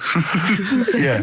Yeah. Just doing that. I like all different cheeses. Oh, je t'aime la musique pop. Yeah. La baby belle. Et le cheddar. I mean, I'm not fluent in French. Le grand fromage. Yeah. Oh, it'd be lovely, wouldn't it? And they'll all be there, all in their different. Well, every line uniforms. could be maybe in a different language. Yeah, and what would I wear? I'd wear sort of like a kilt.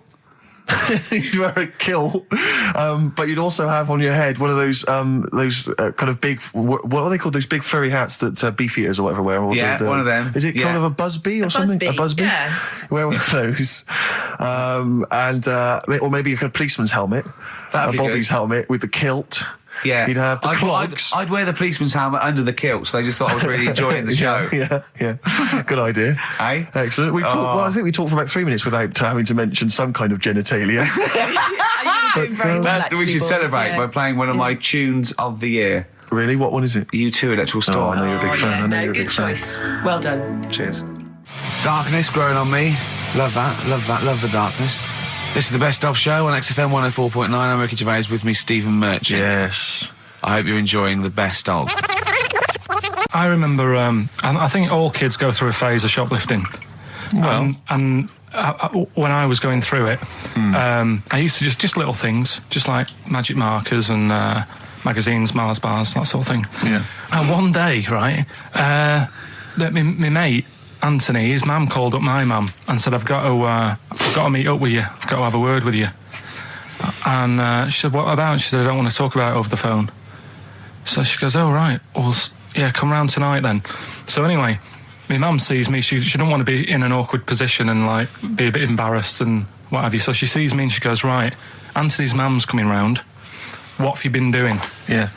So I go, oh, God. I said, I've been nicking stuff.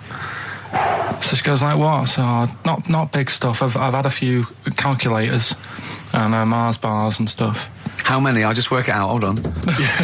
Works out at 7.2 per day. So, How many calculators do you need? so it was when that phase. You failed maths, didn't you? Everyone wanted a calculator. It was like a trendy thing, wasn't it? Right, oh, Yeah. In Manchester a couple of years ago, yeah. So anyway, so I told her all this and I confessed to, like, Computers will make it there one day. I confessed to There's magic in the back of battery. Go on. confessed to nicking all this stuff. She comes round. She only wanted to borrow some money. Brilliant. She said, oh, I don't like asking. I was a bit embarrassed to ask you over the phone, but can I borrow 20 quid? Oh, that's fantastic. And there's me. Bloody, That's great. and it's similar sort of thing to yours. And did you... And he went, hold on, I'm going to work out the interest on that. I banked 10%. She'll owe you £4.40. Oh, dear. so your mum was a loan shark. yeah. And did she mention She that went, you'd been nicking stuff with that other? Because what I'm saying is, presumably you got your mate in trouble. No. Right, you didn't. That's great. Anyway, should we have some more music? Because Yeah, we've go been on. waiting for hours. What are you going to play, Carl? We've got the Cooper Temple Clause Oh, lined up. brilliant. And then the other thing is, the one that I was reading, the world record with the fellow who's pulling a train with his teeth.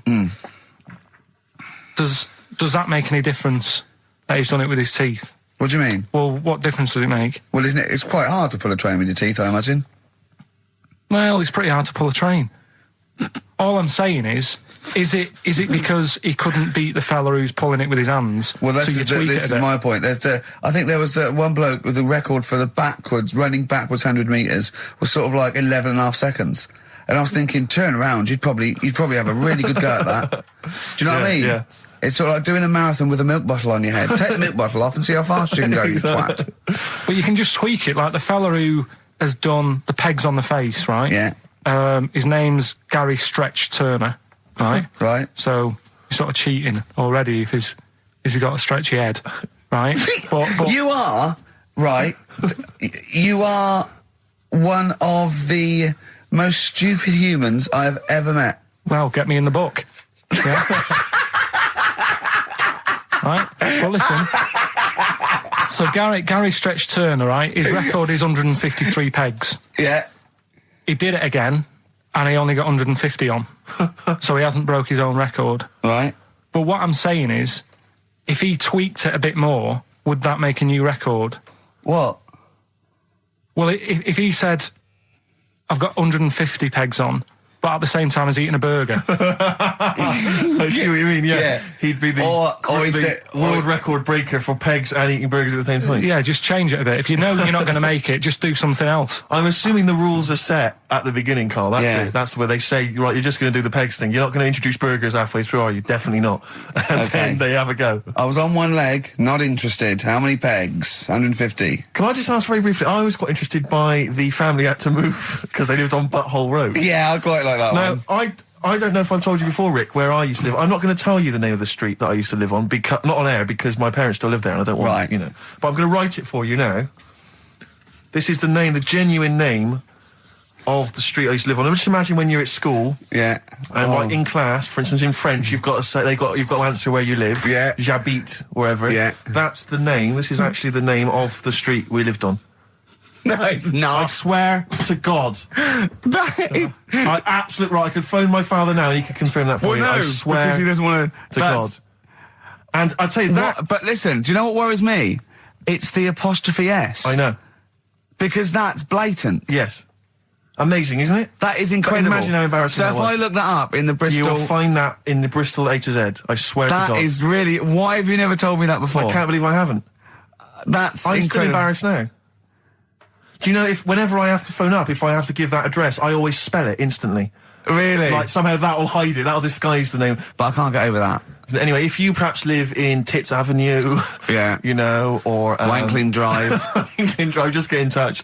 Let us know. We're not really interested. Ricky Gervais with me, Steve and Karl. Karl, why have you got a headache? You got a headache? Just a bit stressful because the moves on this week. Oh, you're moving house? Oh, by the way, the XFM listeners came round to my house and bought the futon and table. Did they? Were they happy with it? Quite normal. They were well happy. Yeah. Couldn't believe the luck with it. What do you mean quite normal? What do you mean quite normal? Well, it's always a bit scared, isn't it, getting people round. I imagine they were scared. Well, And were they excited to see you? Could they? I mean, they were, you know, could you tell that they were pretty pleased to see you? no, I don't think so. I mean, You're Karl Pilkington. yeah, but the fellas sort of. I mean, they brought the whole family round, which was a bit odd. Well, it's not often they get the chance to visit a living creek.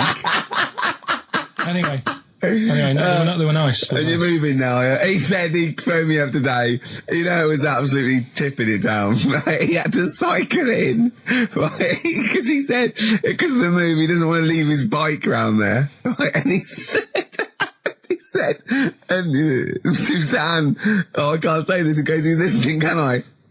He won't know. He said Suzanne's hired the oldest removal man in London. You should hear him.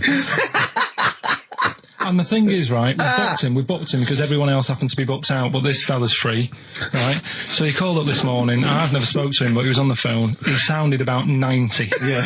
Carl thinks that he's going to have to do all the work. And the thing is, right, Cheap. it seems to be All he cheap. wanted some Werther originals. Yeah. Right, listen, it seemed to be cheap because it's £50 an hour. But how long is it going to take him?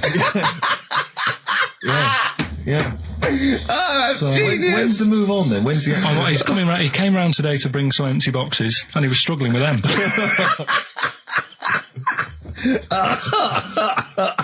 So it actually happens on Wednesday. Oh, God. Anyway, so Rich, I noticed that you were laughing and almost had a heart attack. Doesn't bode well for the boxing match, does it? Cough at the moment, and I've had my lemsip. what was that one you told me about with the porn? That was a good one. Oh, this was fantastic, right? Right. There was this. Sorry, can I just check now? We're just remembering classic episodes of the Tales No, Unexpected this is important. Well, I saw one, right? I saw one on Tales Unexpected, right? And it was these two gents. What they used to do, they look down the obituaries and they'd blackmail the wife or the son of a dead eminent person, like might be a priest or a doctor, something like that, and they'd go and they'd say, he bought some erotic stuff from us before he died, and he owes 100 guineas and all this sort of stuff, and they'd pay up because it'd be so embarrassing. They just didn't want them, so they'd just pay him, right? And this one bloke said, who are these people? I'll meet with them. And he goes round there, and he goes round, and they go, your father, he goes, my father could not have bought any erotic material from you. They did it, he goes, he couldn't have, he's blind. Right, and that was the twist. And Karl went, so it was magazines, not videos then.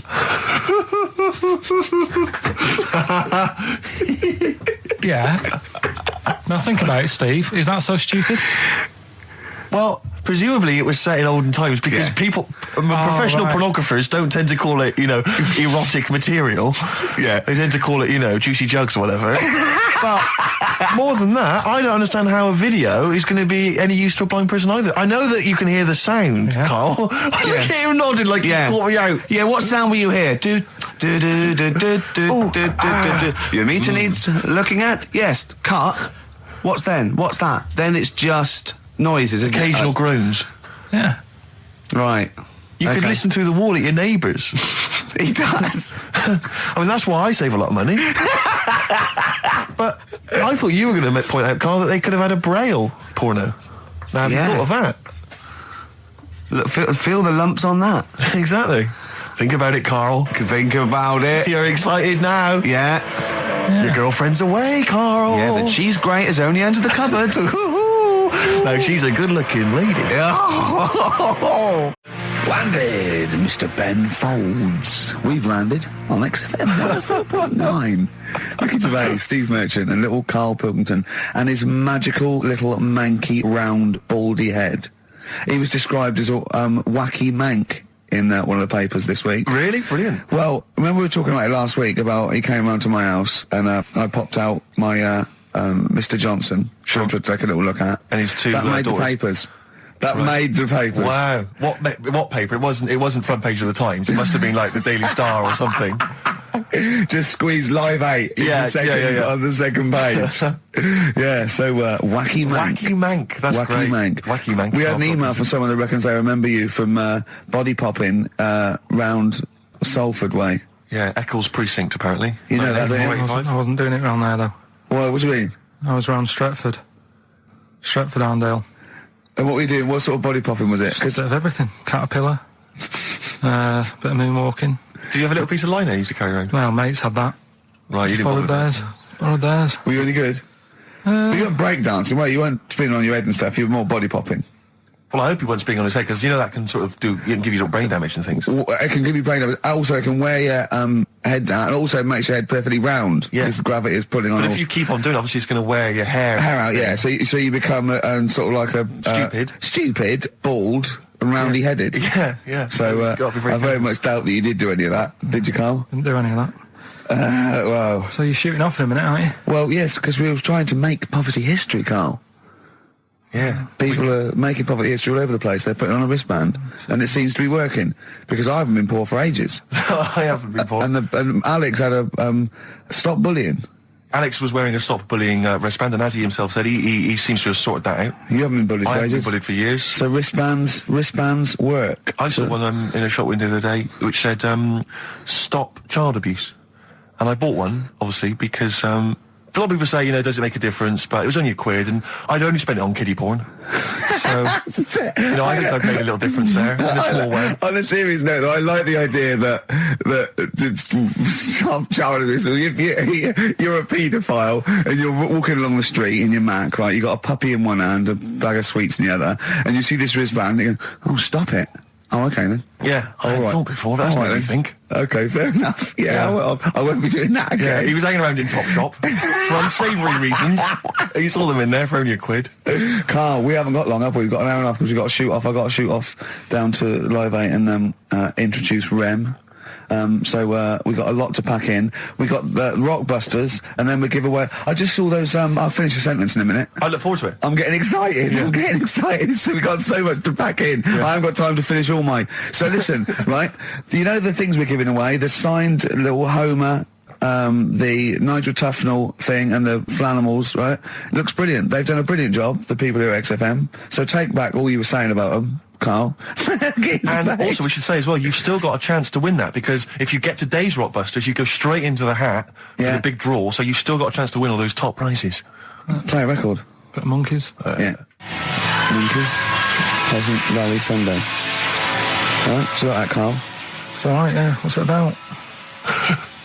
Well, if you heard, it was a sort of description of, typical suburbia, isn't it? Here in status symbol land. It's a sly dig. When the monkeys get a bee in their bonnet about something, you better not. You do not want to be on the receiving end of that. Yeah. We've got a good song with a story later. Go on, what we got? Don't want to tell you yet.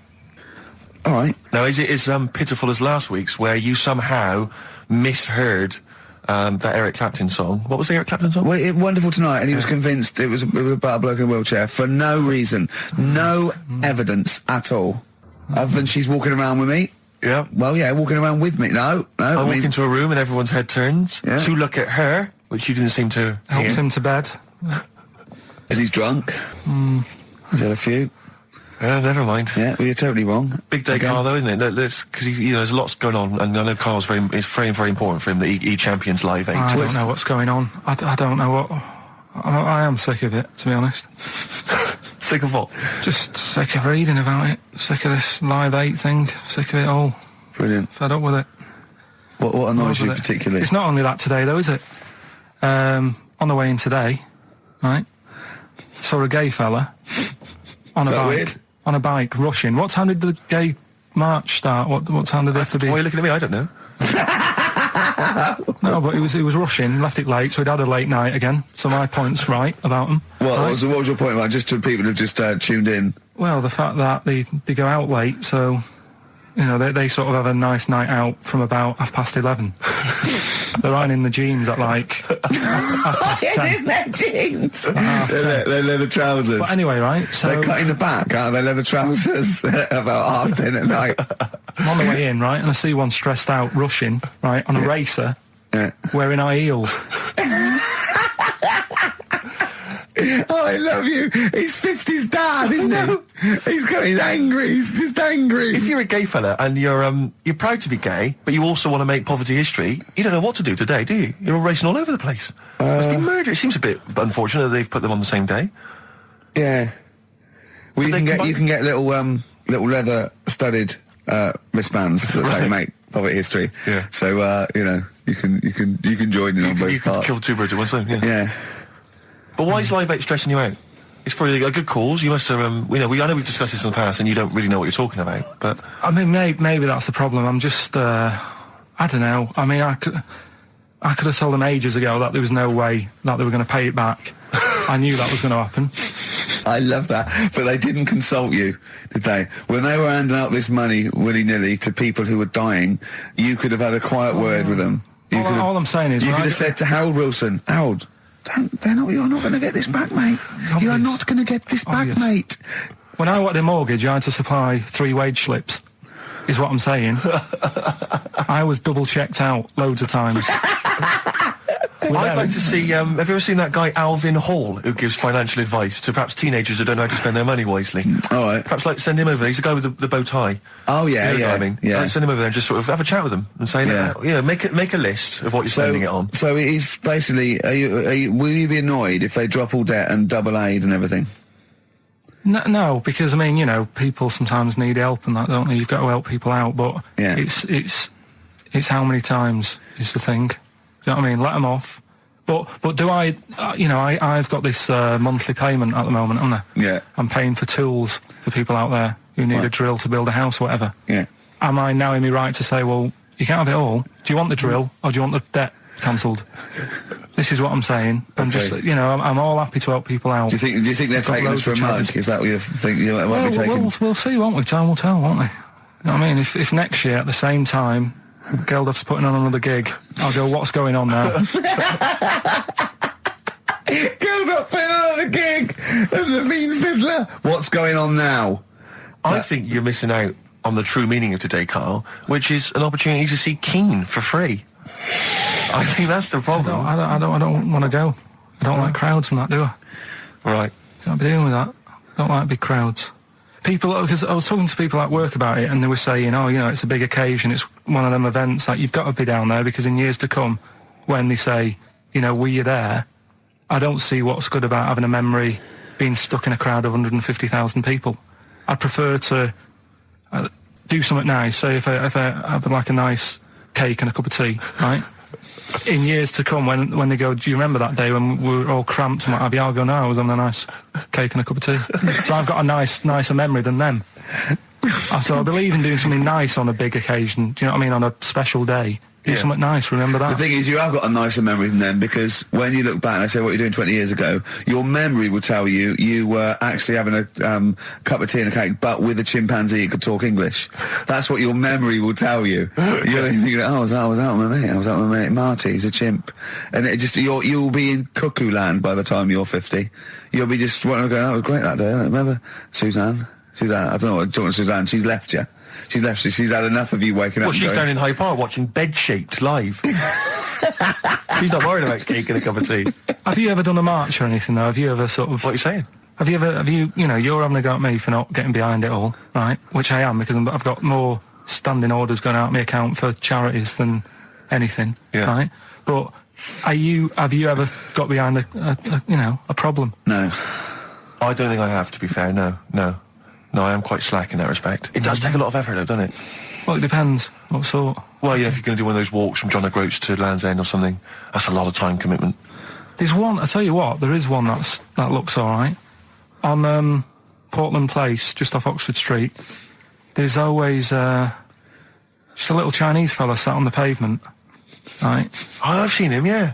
What's that all about? Yeah. He's just sat there with a poster, but you don't know what it's for because it's in Chinese. Yeah. So he's just always sat there. But that's for me, that's the sort of march I want, where you just, and he's only there when it's sunny. If it's raining, they don't bother. I tell a lie, I did pop down when all those women walked through London in their bras. Embrace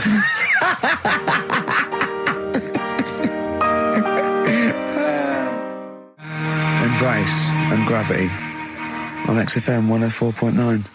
We've had a couple of texts. People obviously can text in 83XFM. That's the text number for the big quiz that's coming up shortly. Rockbusters, still your opportunity to win some of those cracking prizes. Enter your name in the draw if you can unravel the, I don't know what you call them, conundrums that Karl set. Sort of. We've had a couple of texts. Obviously, we're leaving early today. This is a shortened show and our last show of this run. But we've got to leave early. We've got to go down and try and make poverty history. But Rob's texted and he says, only an hour and a half today. Well, poverty does have some benefits then.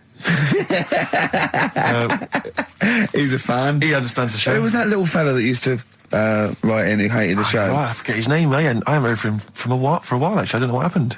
No. Maybe he realised that if he hated the show so much, the obvious thing to do was to switch off. Maybe that finally dawned That's on him. annoying. What's his name? Someone will remind us of his I name. like people who hate us to carry on listening. Yeah. It just gives it an edge, doesn't it? Yeah. It's the fact that, that you're annoying someone. I mean, I love annoying people. I know you do. I know. So You're like a kind of walking Chinese water torture. Yeah, exactly. Yeah. Have we got Ladder 49 today? Rick, there's a number of cracking DVDs, as ever, on Rockbusters. We've got The Life Aquatic with Bill Murray. We've got Howard and Kumar Get the Munchies, hilarious stoner comedy. And Batman, the animated series. And Ladder 49, there it is. Joaquin Phoenix, John Travolta. If you've ever seen Ladder 49, then you can give us a quick text review on 83XFM. I'd be interested to know if it's actually Why are you worth giving watching. away one a week for the last 6 weeks? Yeah. Well, we better do them then. Let's do Rockbusters for the last time. You can win those amazing prizes. Alright. As always, just a little cryptic clue. Some initials of a band or an artist. Work it out, email in or text in. That's it, isn't it? Mm-hmm. Right, the first one. Richard's kid cuts hair for a living. Right? Richard's kid cuts hair for a living. Right? Initials ED. Right? ED. Richard's kid cuts hair for a living. Second one. I have a problem saying the French word for well. Right? I think that's the right word anyway. Wow. I have a problem saying the French word for well. So what's that? That initial there is K. Right, band or artist. And then the third one, you take 8 kebabs, 2 kebabs, 57 kebabs, times it by 27 kebabs. Right? The fella is struggling to work it out. What's that? What's going on there? Right? It's a good question. DS is the answer there. 8 kebabs, 2 kebabs. I've got it. 57 kebabs, times it by 27 or what have you. Fella's struggling working it out. What is I've it? got that one. DS. So just email in ricky.gervais@xfm.co.uk or on the text 83936. Yeah. Yeah, and you can win Ladder 49 and those other DVDs. Plus, you go into the draw, which we'll do before we leave, and you can win the signed by Matt Groening, personally drawn Homer Simpson. We've got the Spinal Tap poster signed by Christopher Guest, and also the original artwork of us as Flanimals. But they've all been framed. They've done a brilliant job. It really is a nice prize. I mean, almost too good to give away. A little bit annoying. Is it too late to take that back? Well, I was thinking we could sneak in a copy. Yeah. Just a very bad photocopy, so it goes grey and yeah. No, they're all originals. So get texting. All right. XFM. REM, Night Swimming, beautiful song, brilliant band. I've got to introduce them, and I'm actually nervous. Yeah. I never get nervous. You never get nervous, do you? I never get nervous, and I get a little adrenaline rush. It just takes, 80% of the world's population to be watching you, and then you get a little bit jittery. And I don't know what to wear. No, this is interesting, actually. I don't know. No. I for a moment, though, I was thinking maybe Ricky's got to pop home first before he goes down to bring on the band. But if you are watching it, or if you're there, obviously not there, if you were there, you wouldn't be listening to this, but if you're watching it on TV, do check Ricky out, because how do you describe that particular look? Ricky's wearing sweatpants. I assume they're sweatpants. They're not pyjama bottoms, are they? They're sweatpants. They're sort of. And yeah. you've got just a white t-shirt, cheap and plain white t-shirt. Yeah. And it basically Ricky is wearing. It's like he's made so little effort. The only way he could have made less effort was if he wasn't wearing any clothes. If he was just wearing his underpants that he slept in. But he's actually bothered to put on a t-shirt and a pair of sweatpants and some trainers. Yeah, well. Jonathan Ross is going to probably be wearing a suit, one of his, expensive suits or whatever. And, yeah, but he won't be as comfortable as me. Well, true. Did it not occur to you for a moment to maybe make slightly more of an effort? Perhaps put on a jacket? That jacket looks silly with tracksuit bottoms. Well, again, you could have changed the tracksuit bottoms. I mean, they're a mainstay of the outfit, are they? It's like they're not changing for anything. Yeah, I've got very little things that I haven't got a drawstring or elasticated waistband. No, sure. I don't want to be bothering with buttons and zips and hooks. There's going to come a point, isn't there, where you're just going to wear, I don't know, smocks. A baby grow. Baby grow. A baby grow with a flap. That'd be great, wouldn't it? Those little mittens. Yeah, all in, yeah, that'd be great. And then an oven glove, so I can just get stuff out of the oven, eat it, let it drop everywhere. Yeah. Right, and then just get out of the baby grow, put a new one on, a clean one on. Or those kind of red flannel things with the which cowboys wear. Yeah. The kind of buttoned up bit at the back. The old cowboys. Yeah. Grandpa, he comes out with the shotgun. Exactly. And he's the long johns. Well, how's it going with Rockbusters? Anyone got the answers? Actually, one guy has texted in, James in Deptford, he's offered some answers, and he says here, the guy that hated us, famously, of course, we should have remembered, Dickie Anderson. Dickie Anderson? Richard Anderson, of course. I I don't know if Dickie's still listening. If he is, obviously email in ricky.gervais@xfm.co.uk and tell us what you've been doing, how you've been keeping busy and stuff. Yeah. Nice to hear from him. Chris Campling hasn't called, has he, either? Yeah, Campling. The one that thinks that not only is this whole show scripted, imagine that, right? But that Carl is a character created by us. Yeah. He's actually an actor. Oh, if only we Look could at take credit that. for A that. shaved monkey we got. I'll tell you, you're going to go along later to the Live 8 gig and you're probably going to see some bands that are going to make an effort to entertain you. But if you want entertainment, Rick, you know it. There's only one person to book. Go on. Me. If you you're perhaps going to do because I'm obviously a top DJ on the radio, but where I really come into my own is DJing in any kind of club environment. Well, you told me you were DJing. I didn't go to it. DJing at a party, and you said the place was rocking. The place was roaring, and I loved it. Carl just said he was there, and they weren't. Well, that's nonsense, Carl. Because you know very well that when I'd put on a tune, they'd cheer. Yeah, but it was late on in the night. They would have done that whatever you put on. That's nonsense. No, they were happy and everything. I'm not saying they weren't having a good time. It was your party. It was all right, but they weren't going mental like you're sort of making up. They were definitely going mental. When I put on the Proclaimers, they could not believe their luck. They would have walked 1,000 miles. Was it good though? Were they really? What were they doing? They were dancing, were they? Dancing and that, but they weren't sort of cheering, going, more and all that at the end. What are you talking about? Take On Me came on, the big cheer went up. Oh, I don't know who to believe. I've been there, done it, Steve. I've been the DJ as well. It might be jealousy. It might be like professional jealousy there. Yeah. I think it's because my fortunes are on the up and these are on the down. We all know famously that he had Pilkington making music, his DJ outfit. Didn't happen. I did enough. I just wanted to do enough to pay for the equipment, and I did. And that was that. But I don't like crowds, do I? But you're safe, aren't you? You're behind the little thing with the flashing lights. But there's still a lot of people and that. Forced fun. Don't like that. Forced fun? It's not forced fun. They haven't got to dance if they don't want to dance. Yeah. Don't like it. What do you mean your fortunes are on the up? Anyway, DJing. Well, I'll tell you, I was hired. Well, I say hired. I did it as a favour to a friend. His wedding the other week. And I got there, I was thinking, because everyone had their little role to play, and then people were doing a good job. I love you taking it seriously. And I spent ages putting together some CDs, special selection CDs. I love that! Because what I did was I burned them on iTunes. Did you turn up with your own headphones round your neck? Own headphones, wearing a suit, but headphones. Metal case. Didn't need it, just had them all in one small box. Brilliant. Boom. I thought this is good stuff. I got some classics here. Give me an example. Give me an example of that, like the first hour, the warm-up hour. Rick, I'm coming straight in with Frankie Valli, Oh What a Night. Brilliant track. I mean, when those beats start at the beginning, who's not getting on the dance floor? Wait a minute, what's this following up? Go on. It's the Jacksons. What, I Want You Back? I Want You Back. Brilliant. It sounds good at the moment, Carl. Yeah. So I'm thinking, I'm gonna roar this, because they laid on a good spread. The ceremony was nice, food was nice. I'm thinking this is going to be the piece de resistance. Yeah. Alarm bell started ringing. Why? When I realised there was a marquee outside. Of course, it's a balmy summer evening. I'm stuck inside on the dance floor, so I'm thinking I'm going to be struggling here to get them in. Even with flavours like this, I thought I'd struggle, Rick. So I'm sat there in my suit. I'm sat behind this little DJ console. I've got all the big numbers. There's one or two people making some token effort, but frankly, most people are outside everywhere at the time. I was livid. Of course, they couldn't hear it out there. So I was playing to an empty room, really, and I was furious. I was absolutely furious. Because, what is, they're wasting my time. They're wasting now. I could have just stuck the CD on and gone out. They're wasting Frankie Vallis. Frankie Vallis' time. They're wasting the Jackson 5's time. They're wasting, D-Light's time. Yeah, yeah. And, so I'm sat there, and there's a couple of people making a cursory effort. Mainly when they come to get a drink from the bar, they might have a little quick, couple of twos. You shout, we don't want your Not interested. All of you or no one. All of you or no one at all.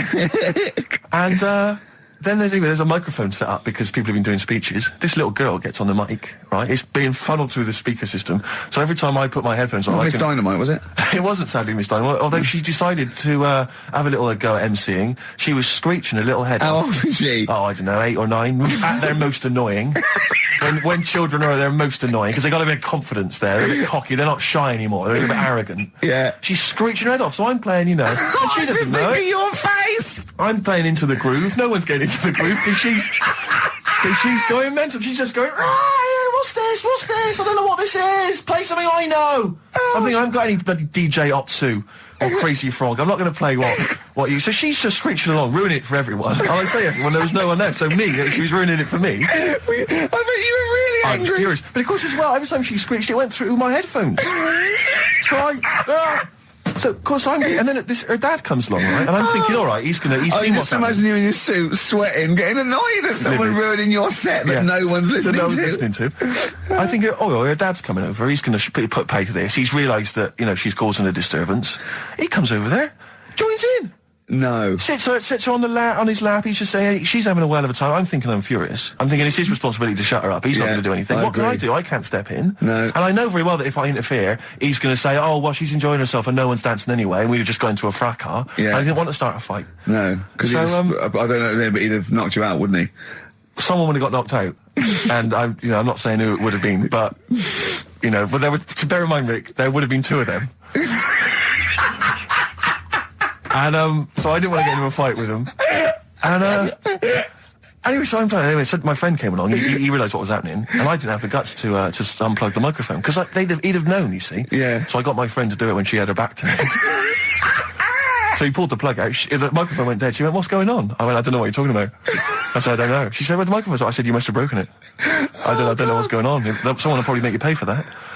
Anyway, at least we shut her up. That is great. But it really went from bad to worse. And there's that thing when you panic, you start panicking. So you're putting on a lot of flavours that you would have saved to the last hour. What are we talking? Boom, boom, shake, shake. Exactly. You're throwing him in early. Love Shack's coming on way too soon. Really? Oh, Love Shack before 11. It's heresy, but I had to do it. But anyway, in the end, I made the bride go and get some people in. I said, look, it's your special night, all right, and they're going to enjoy this. I'll be honest, love, this is a washout, and it's up to you to turn this wedding around, or I'm walking. I'm walking, and I tell you, they're going to have a sour memory of this evening unless you bring some people in. Everyone in dancing. So she got him in at the end, and I'll tell you this, Carl. I mean, I don't know what you say, but they were loving it. They were absolutely loving it. A bloke came over and said, "Have you got Amarillo?" I said, "No," but I put on something even better, Delilah. Wedding crowds always go for Delilah. A song, of course, about old man killing his wife. But it always goes down very well, strangely, at weddings. They get into a sort of hokey-cokey thing. They went berserk for it. And I was following it up with, I had the monkeys, I had all sorts going on. Brilliant. Of course, you know what happens. What? I'm going great guns. People are absolutely loving it. They're rocking it. I throw in, I had something cracking on at the end. Come On Eileen, of course, was on. People were going berserk for it. Which is unfortunate because the bride's name was Eileen. Yeah. And then the bride pipes up. I'm throwing the bouquet. So they all traipse off outside again. I was furious. Oh, no. I plugged the microphone back in. I said, "What are you doing?" We got, but they went out there. And, of course, you can't get them back once they've done that because all the women are running around. I got the thing. And then they got to wave everyone off, throw the confetti. They ruined your day. I was having a great time and they ruined it. She ruined your special day. She ruined my special night. Oh, no. It's on her head. What would you put on about now, Carl? What if I was DJing? Yeah. Probably a better world party. Go on, then. Interesting. put the message in the box, put the message in the car, drive the car around the world, and I'm imagining that message is make poverty history. That's World Party, put the message in the box. Can I just say quickly while I think of it, we get a lot of emails from people, a lot of texts saying, can you send a big shout out, stuff like that. You know, I've just looked at one now, Scott and Julie in Australia listening, they want a big shout out, big shout to them. But there's so many people that do it, and I'm obviously just want to say, sorry we never get to your emails. We're very, very lazy. We never really get to look through them. But we obviously do appreciate you emailing in, texting in, stuff like that. And also, can I send a big shout out to my grandparents, who I believe might be listening on their new digital radio? They're pretty high tech. Very West Country. Yeah. Are they the merchants of Bristol? Merchants, yeah. Props to them. Props to them, yeah. It's a slightly truncated show, isn't it, today, Carl? We've got Monkey News, I would trust. I don't like change, and that's what's happened. I'm not You don't, do you? You're like Rain Man. Yeah. He really is like Rain Man. Anything change, he's got to get in a little routine. You can't. I don't like to. I'm not like Suzanne's mum and dad and what have you, where routine cannot change no matter what. Like what? Well, we've talked about it where, you know, if it's a Tuesday, I'm having sausage, egg and chips no matter where I am. That's what they're like.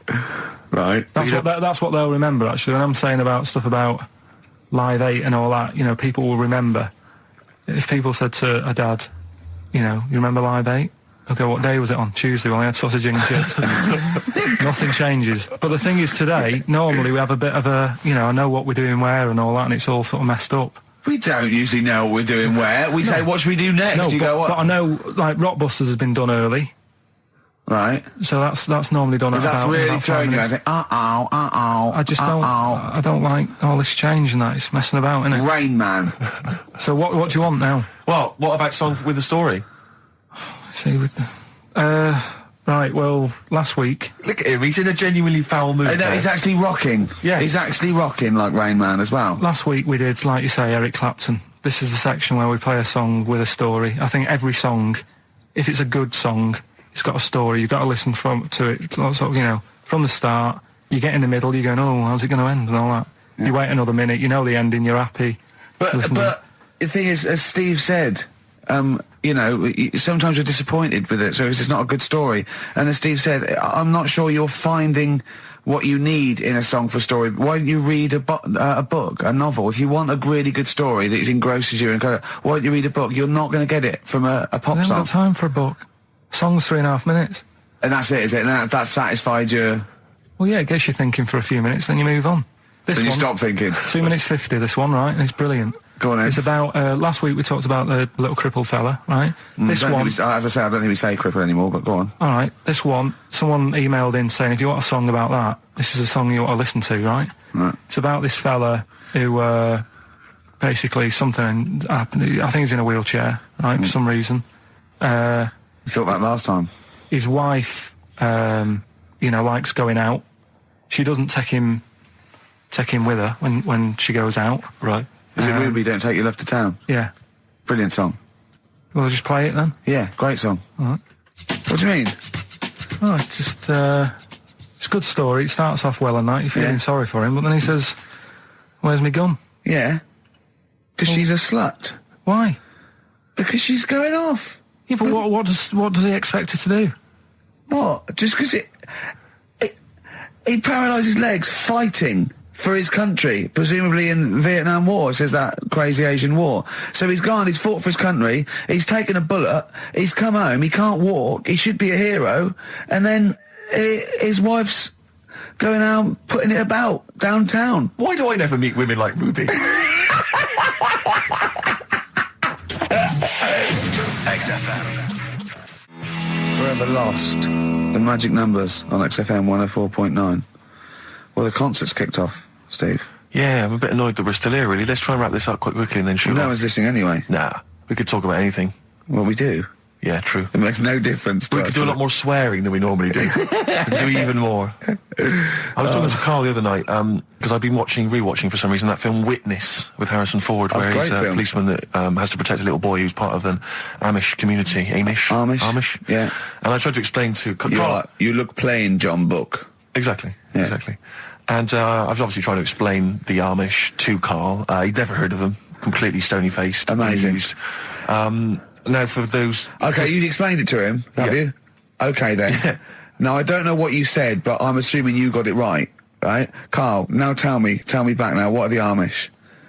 They're just people who sort of live like in the olden times. So to them, they're sort of in about 1842 or something. So they're getting old papers and that.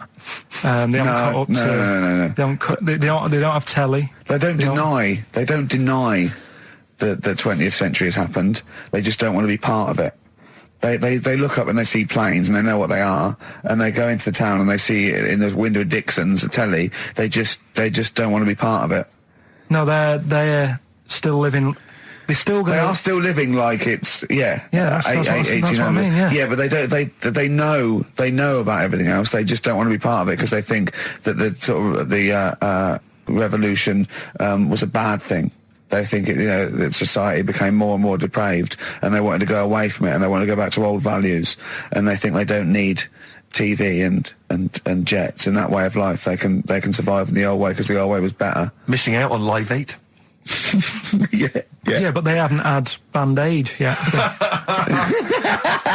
Yeah, I think this is the problem that Carl had. He in his mind, they were just a bit delayed, so that in his head they were slowly moving towards the 20th century. They wouldn't be able to watch most of these bands, all their electric guitar. They'd be allowed to watch Tracy Chapman.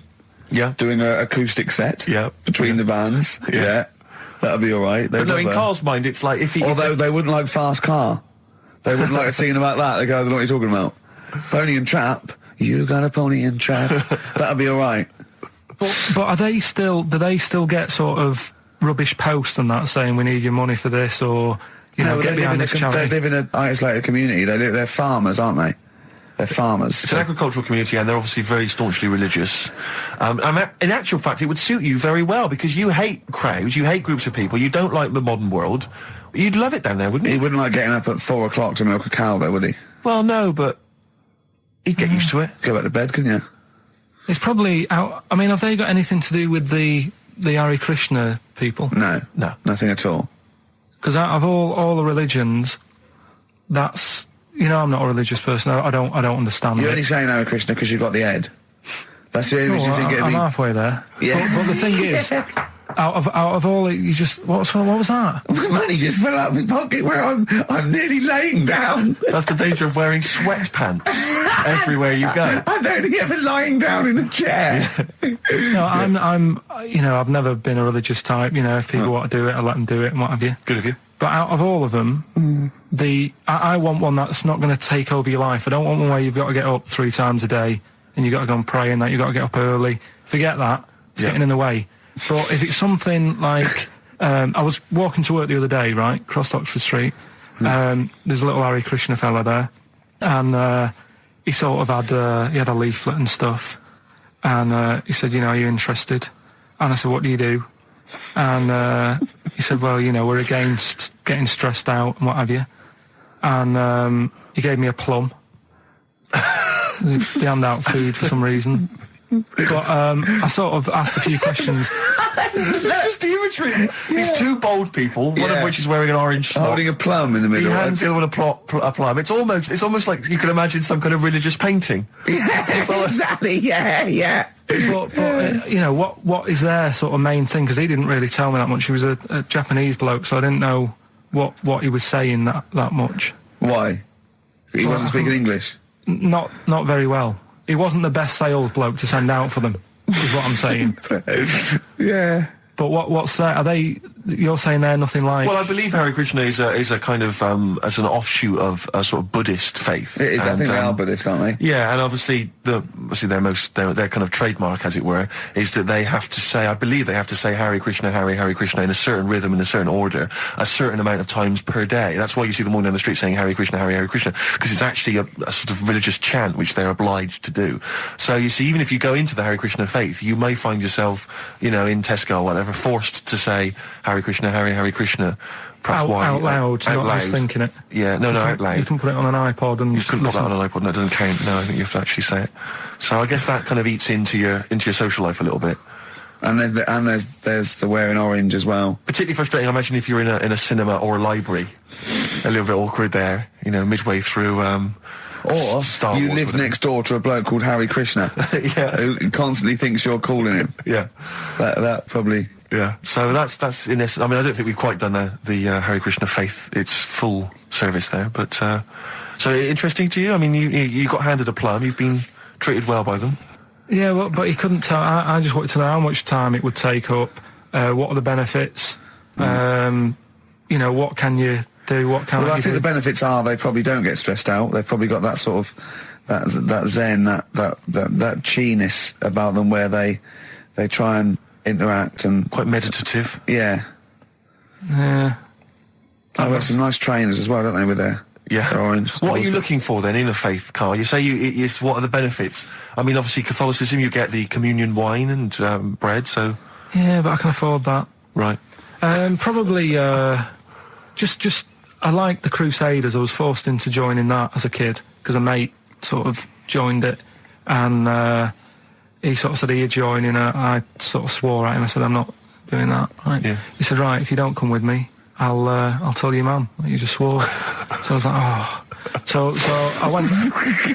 So I went along, and they used to just go on the Friday when they played, you know, Sabutio and stuff. And then I went on one Sunday, and it was totally different. There was no Sabutio. There was no sort of, you know, table tennis. The thing where you hold a thing and knock things over. Skittles. There was all that on a Friday. Went on the Sunday, it was rubbish. He said, right, sit down in this room. They gave me a Bible. Thought, this looks too heavy, this is too big. I'm not interested in this book. And I never went again. I used to hide on a Sunday when they came round. And that's been the only sort of... I suddenly, why did it suddenly turn out to have to hide on a Sunday when they're coming round? Because they wouldn't leave. They wouldn't leave. Who was it? Were they adults? It was well, he seemed like an adult to me at the time, but he was probably about 27. Well, that is an adult. Yeah, but do you know what I mean? He seemed a lot older when I was a kid. Yeah. And he came knocking and that, and he used to say to me, Mum, I'll just tell him I'm ill or something.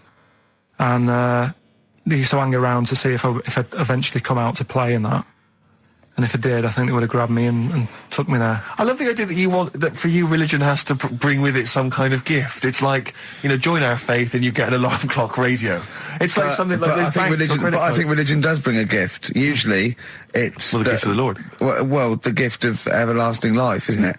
And that's the problem with it, you know. A lot of people believe in it because they think... But for Carl, right. his feeling is like, that should be a given. That's safe. I'm definitely going home with eternal life. But what else can I have? Is there an iPod? Why do you have to have a religion? Because obviously I don't have a religion. I don't miss it, and I wouldn't want one. I'm an atheist, and that's out of belief. That's out of logic. And we don't get into the politics or the morality of it. Why do you feel you need a religion? Why don't you just get a hobby? Well, I didn't want one. I don't want one. I just was saying that, you know, if I was to get one, which one would I go for? Is what I'm saying. I'd like to see you perhaps as a Jew. I think Judaism would suit you well, I think. What are the hours like for that? Tough. Can be tricky. That's what I mean. I don't want anything that's, you know... And they have a day where they don't eat and stuff. I couldn't be doing that. So they have days when they eat too much? Yeah, but what happens if I'm not that hungry that day? Like I say, I don't like change. You know what I mean? I like my Cheerios in the morning.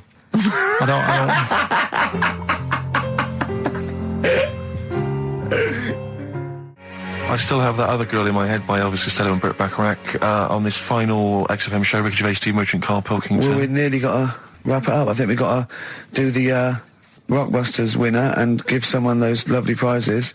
Monkey News, then we're out of here. We'll maybe come back, maybe do some Christmas specials. I don't want to make any promises. Right then, first one was Richard's kids. He cuts hair for a living. Yeah, what's that? That was well, try and work it out. No, there's no point.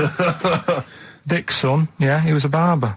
Barbara Dixon, right? Doesn't work. Dixon, well, again... Barbara Dixon. Right, her name wasn't Barbara Dixon, was it? So, that's that one. Did Ronnie Corbett ever say, ladies and gentlemen, Miss Barbara Dixon? Second one never did, was, did he? He never did. I have a problem saying the French word for well. What's the French word for well? Bon, isn't it? That's good. What?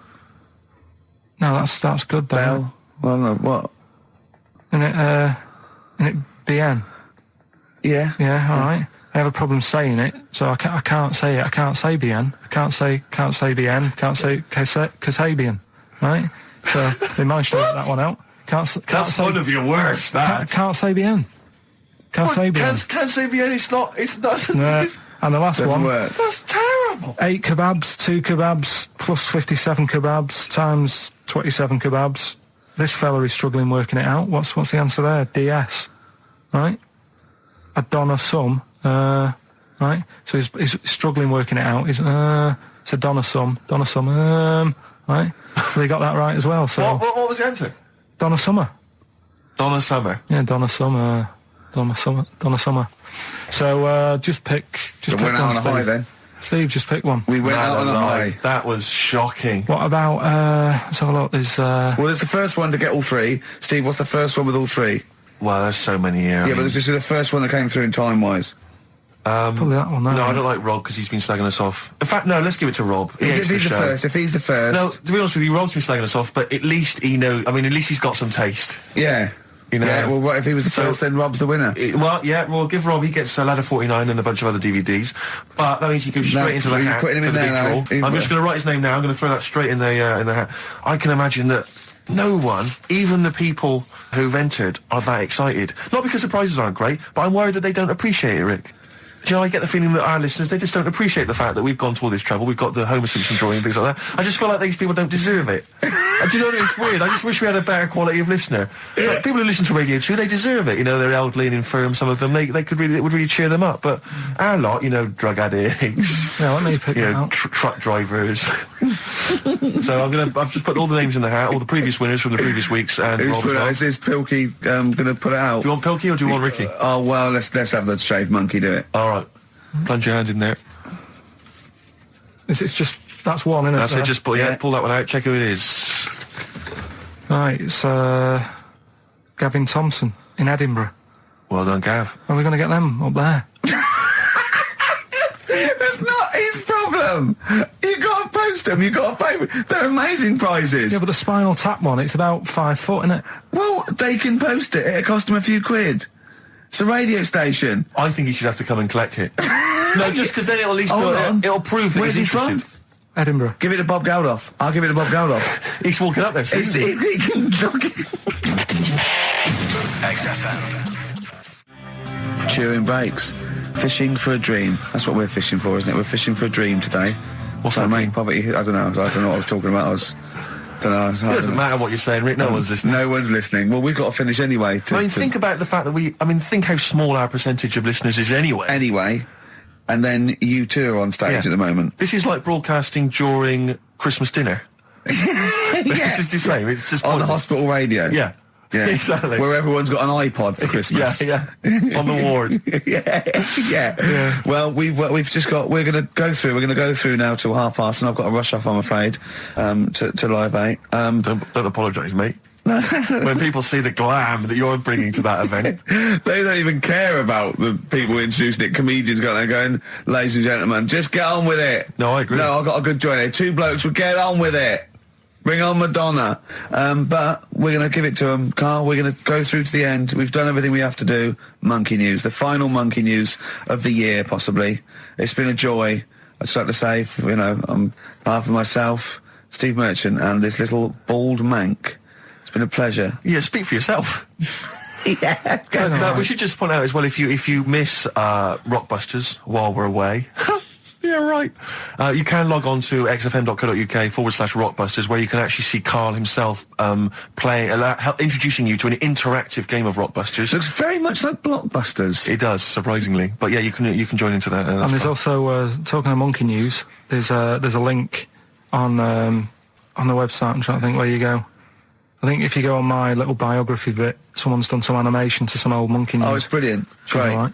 Yeah. So if you're having withdrawal symptoms of monkey news, then you can find some classic And it's monkey news on animated. there. Classic monkey I feel news. drained today. Do you? Go on. This is the strangest radio show in the world. Yeah. Isn't it? Yeah. Because we can do that. We can talk about this and go, Phil Drain today. Just like he's not... Like, no one's listening. Because that's the sort of thing you say socially and no one listens. Like, just when you're watching up, I feel drained today. It's rhetorical. Yeah. You're not expecting anyone, not even your loved ones, to go, oh, really? They just go, that. But to do it live on air, Yeah. no one's listening. What I mean is just give us a jingle. But the Exactly. But the truth is, the contempt we have for our poor listeners is the truth is, the unbelievable. listeners aren't listening, and we don't want to be here. So it really is one of the most pointless things ever. No, would have been quite happy to do a full show. But you know what? The flow of it's just. I would love to listen to this back in 10 years. on. This actual show, let's keep this forever. Let's keep this show forever. The show, we went early, we were bored. It was a day we're trying to save Africa, but we're a little bit annoyed that no one's listening. Yeah, right. Right, once and for all, the final monkey news of the year. Oh, go on. What were you going to say? No, I was just going to say, if you're not into the Live 8 and you're gay, you're not listening. Because you're on a walk. Right, okay. Right. Oh, chimpanzee that monkey news. Right, there's this card game going on, right? in the a big hotel in Vegas. Right. The Luxor Hotel in Vegas. Yeah. It's a major card game. All the big players and that Sure. were involved. Right, they're all invited. Anyway, so they all meet up in this dark room at the back of the. Oh, there we go, dark room. At the back They didn't work. They didn't see the little 4-foot hairy fella. It was brilliant at poker. Like I say, it's a big game, and that everyone's been waiting for it. So it's played in the back room, not in the main entrance bit, right? So anyway, like I say, it's dark in there and what have you, and the players went in. There was already someone sat in there, right? Right. But they couldn't quite see. Was he him. a short, hairy bloke with slightly longer arms than legs? Couldn't see him. Were his arms slightly longer than his legs? Couldn't see him with it being dark. Was he and what have you. holding his hand of cards with his feet? Anyway. So the cards were dealt, right? Cards were dealt, games going on. His cards with his feet! Game went on for hours, right? No one's listening. The terrible thing is that not even we're listening to Carl now. I know. Literally no one is listening to Carl. insulting. There was a lot of smoking going on. It's going on. A lot of eating and nuts going on. That was a bit weird because they don't normally get through as many, but for this night. So, come on, let's just play Bruce. Goodbye, everybody. See you maybe at Christmas time. Goodbye. Yeah.